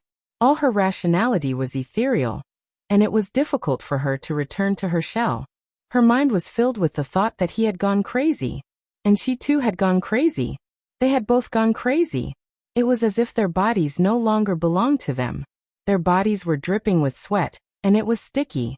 It felt as if the two of them had been fished out of a pool. Outside the door, the two little lads were curiously leaning against the door. They originally wanted to sneak around and find out what was going on. However, they were helpless as the soundproofing of the hotel was really amazing. The two of them wanted to stick their ears to the door, but they still couldn't hear anything. "Sai, forget it." Yu suddenly snorted and said, "I listened to your nonsense, and that's why I came to do such a thing with you.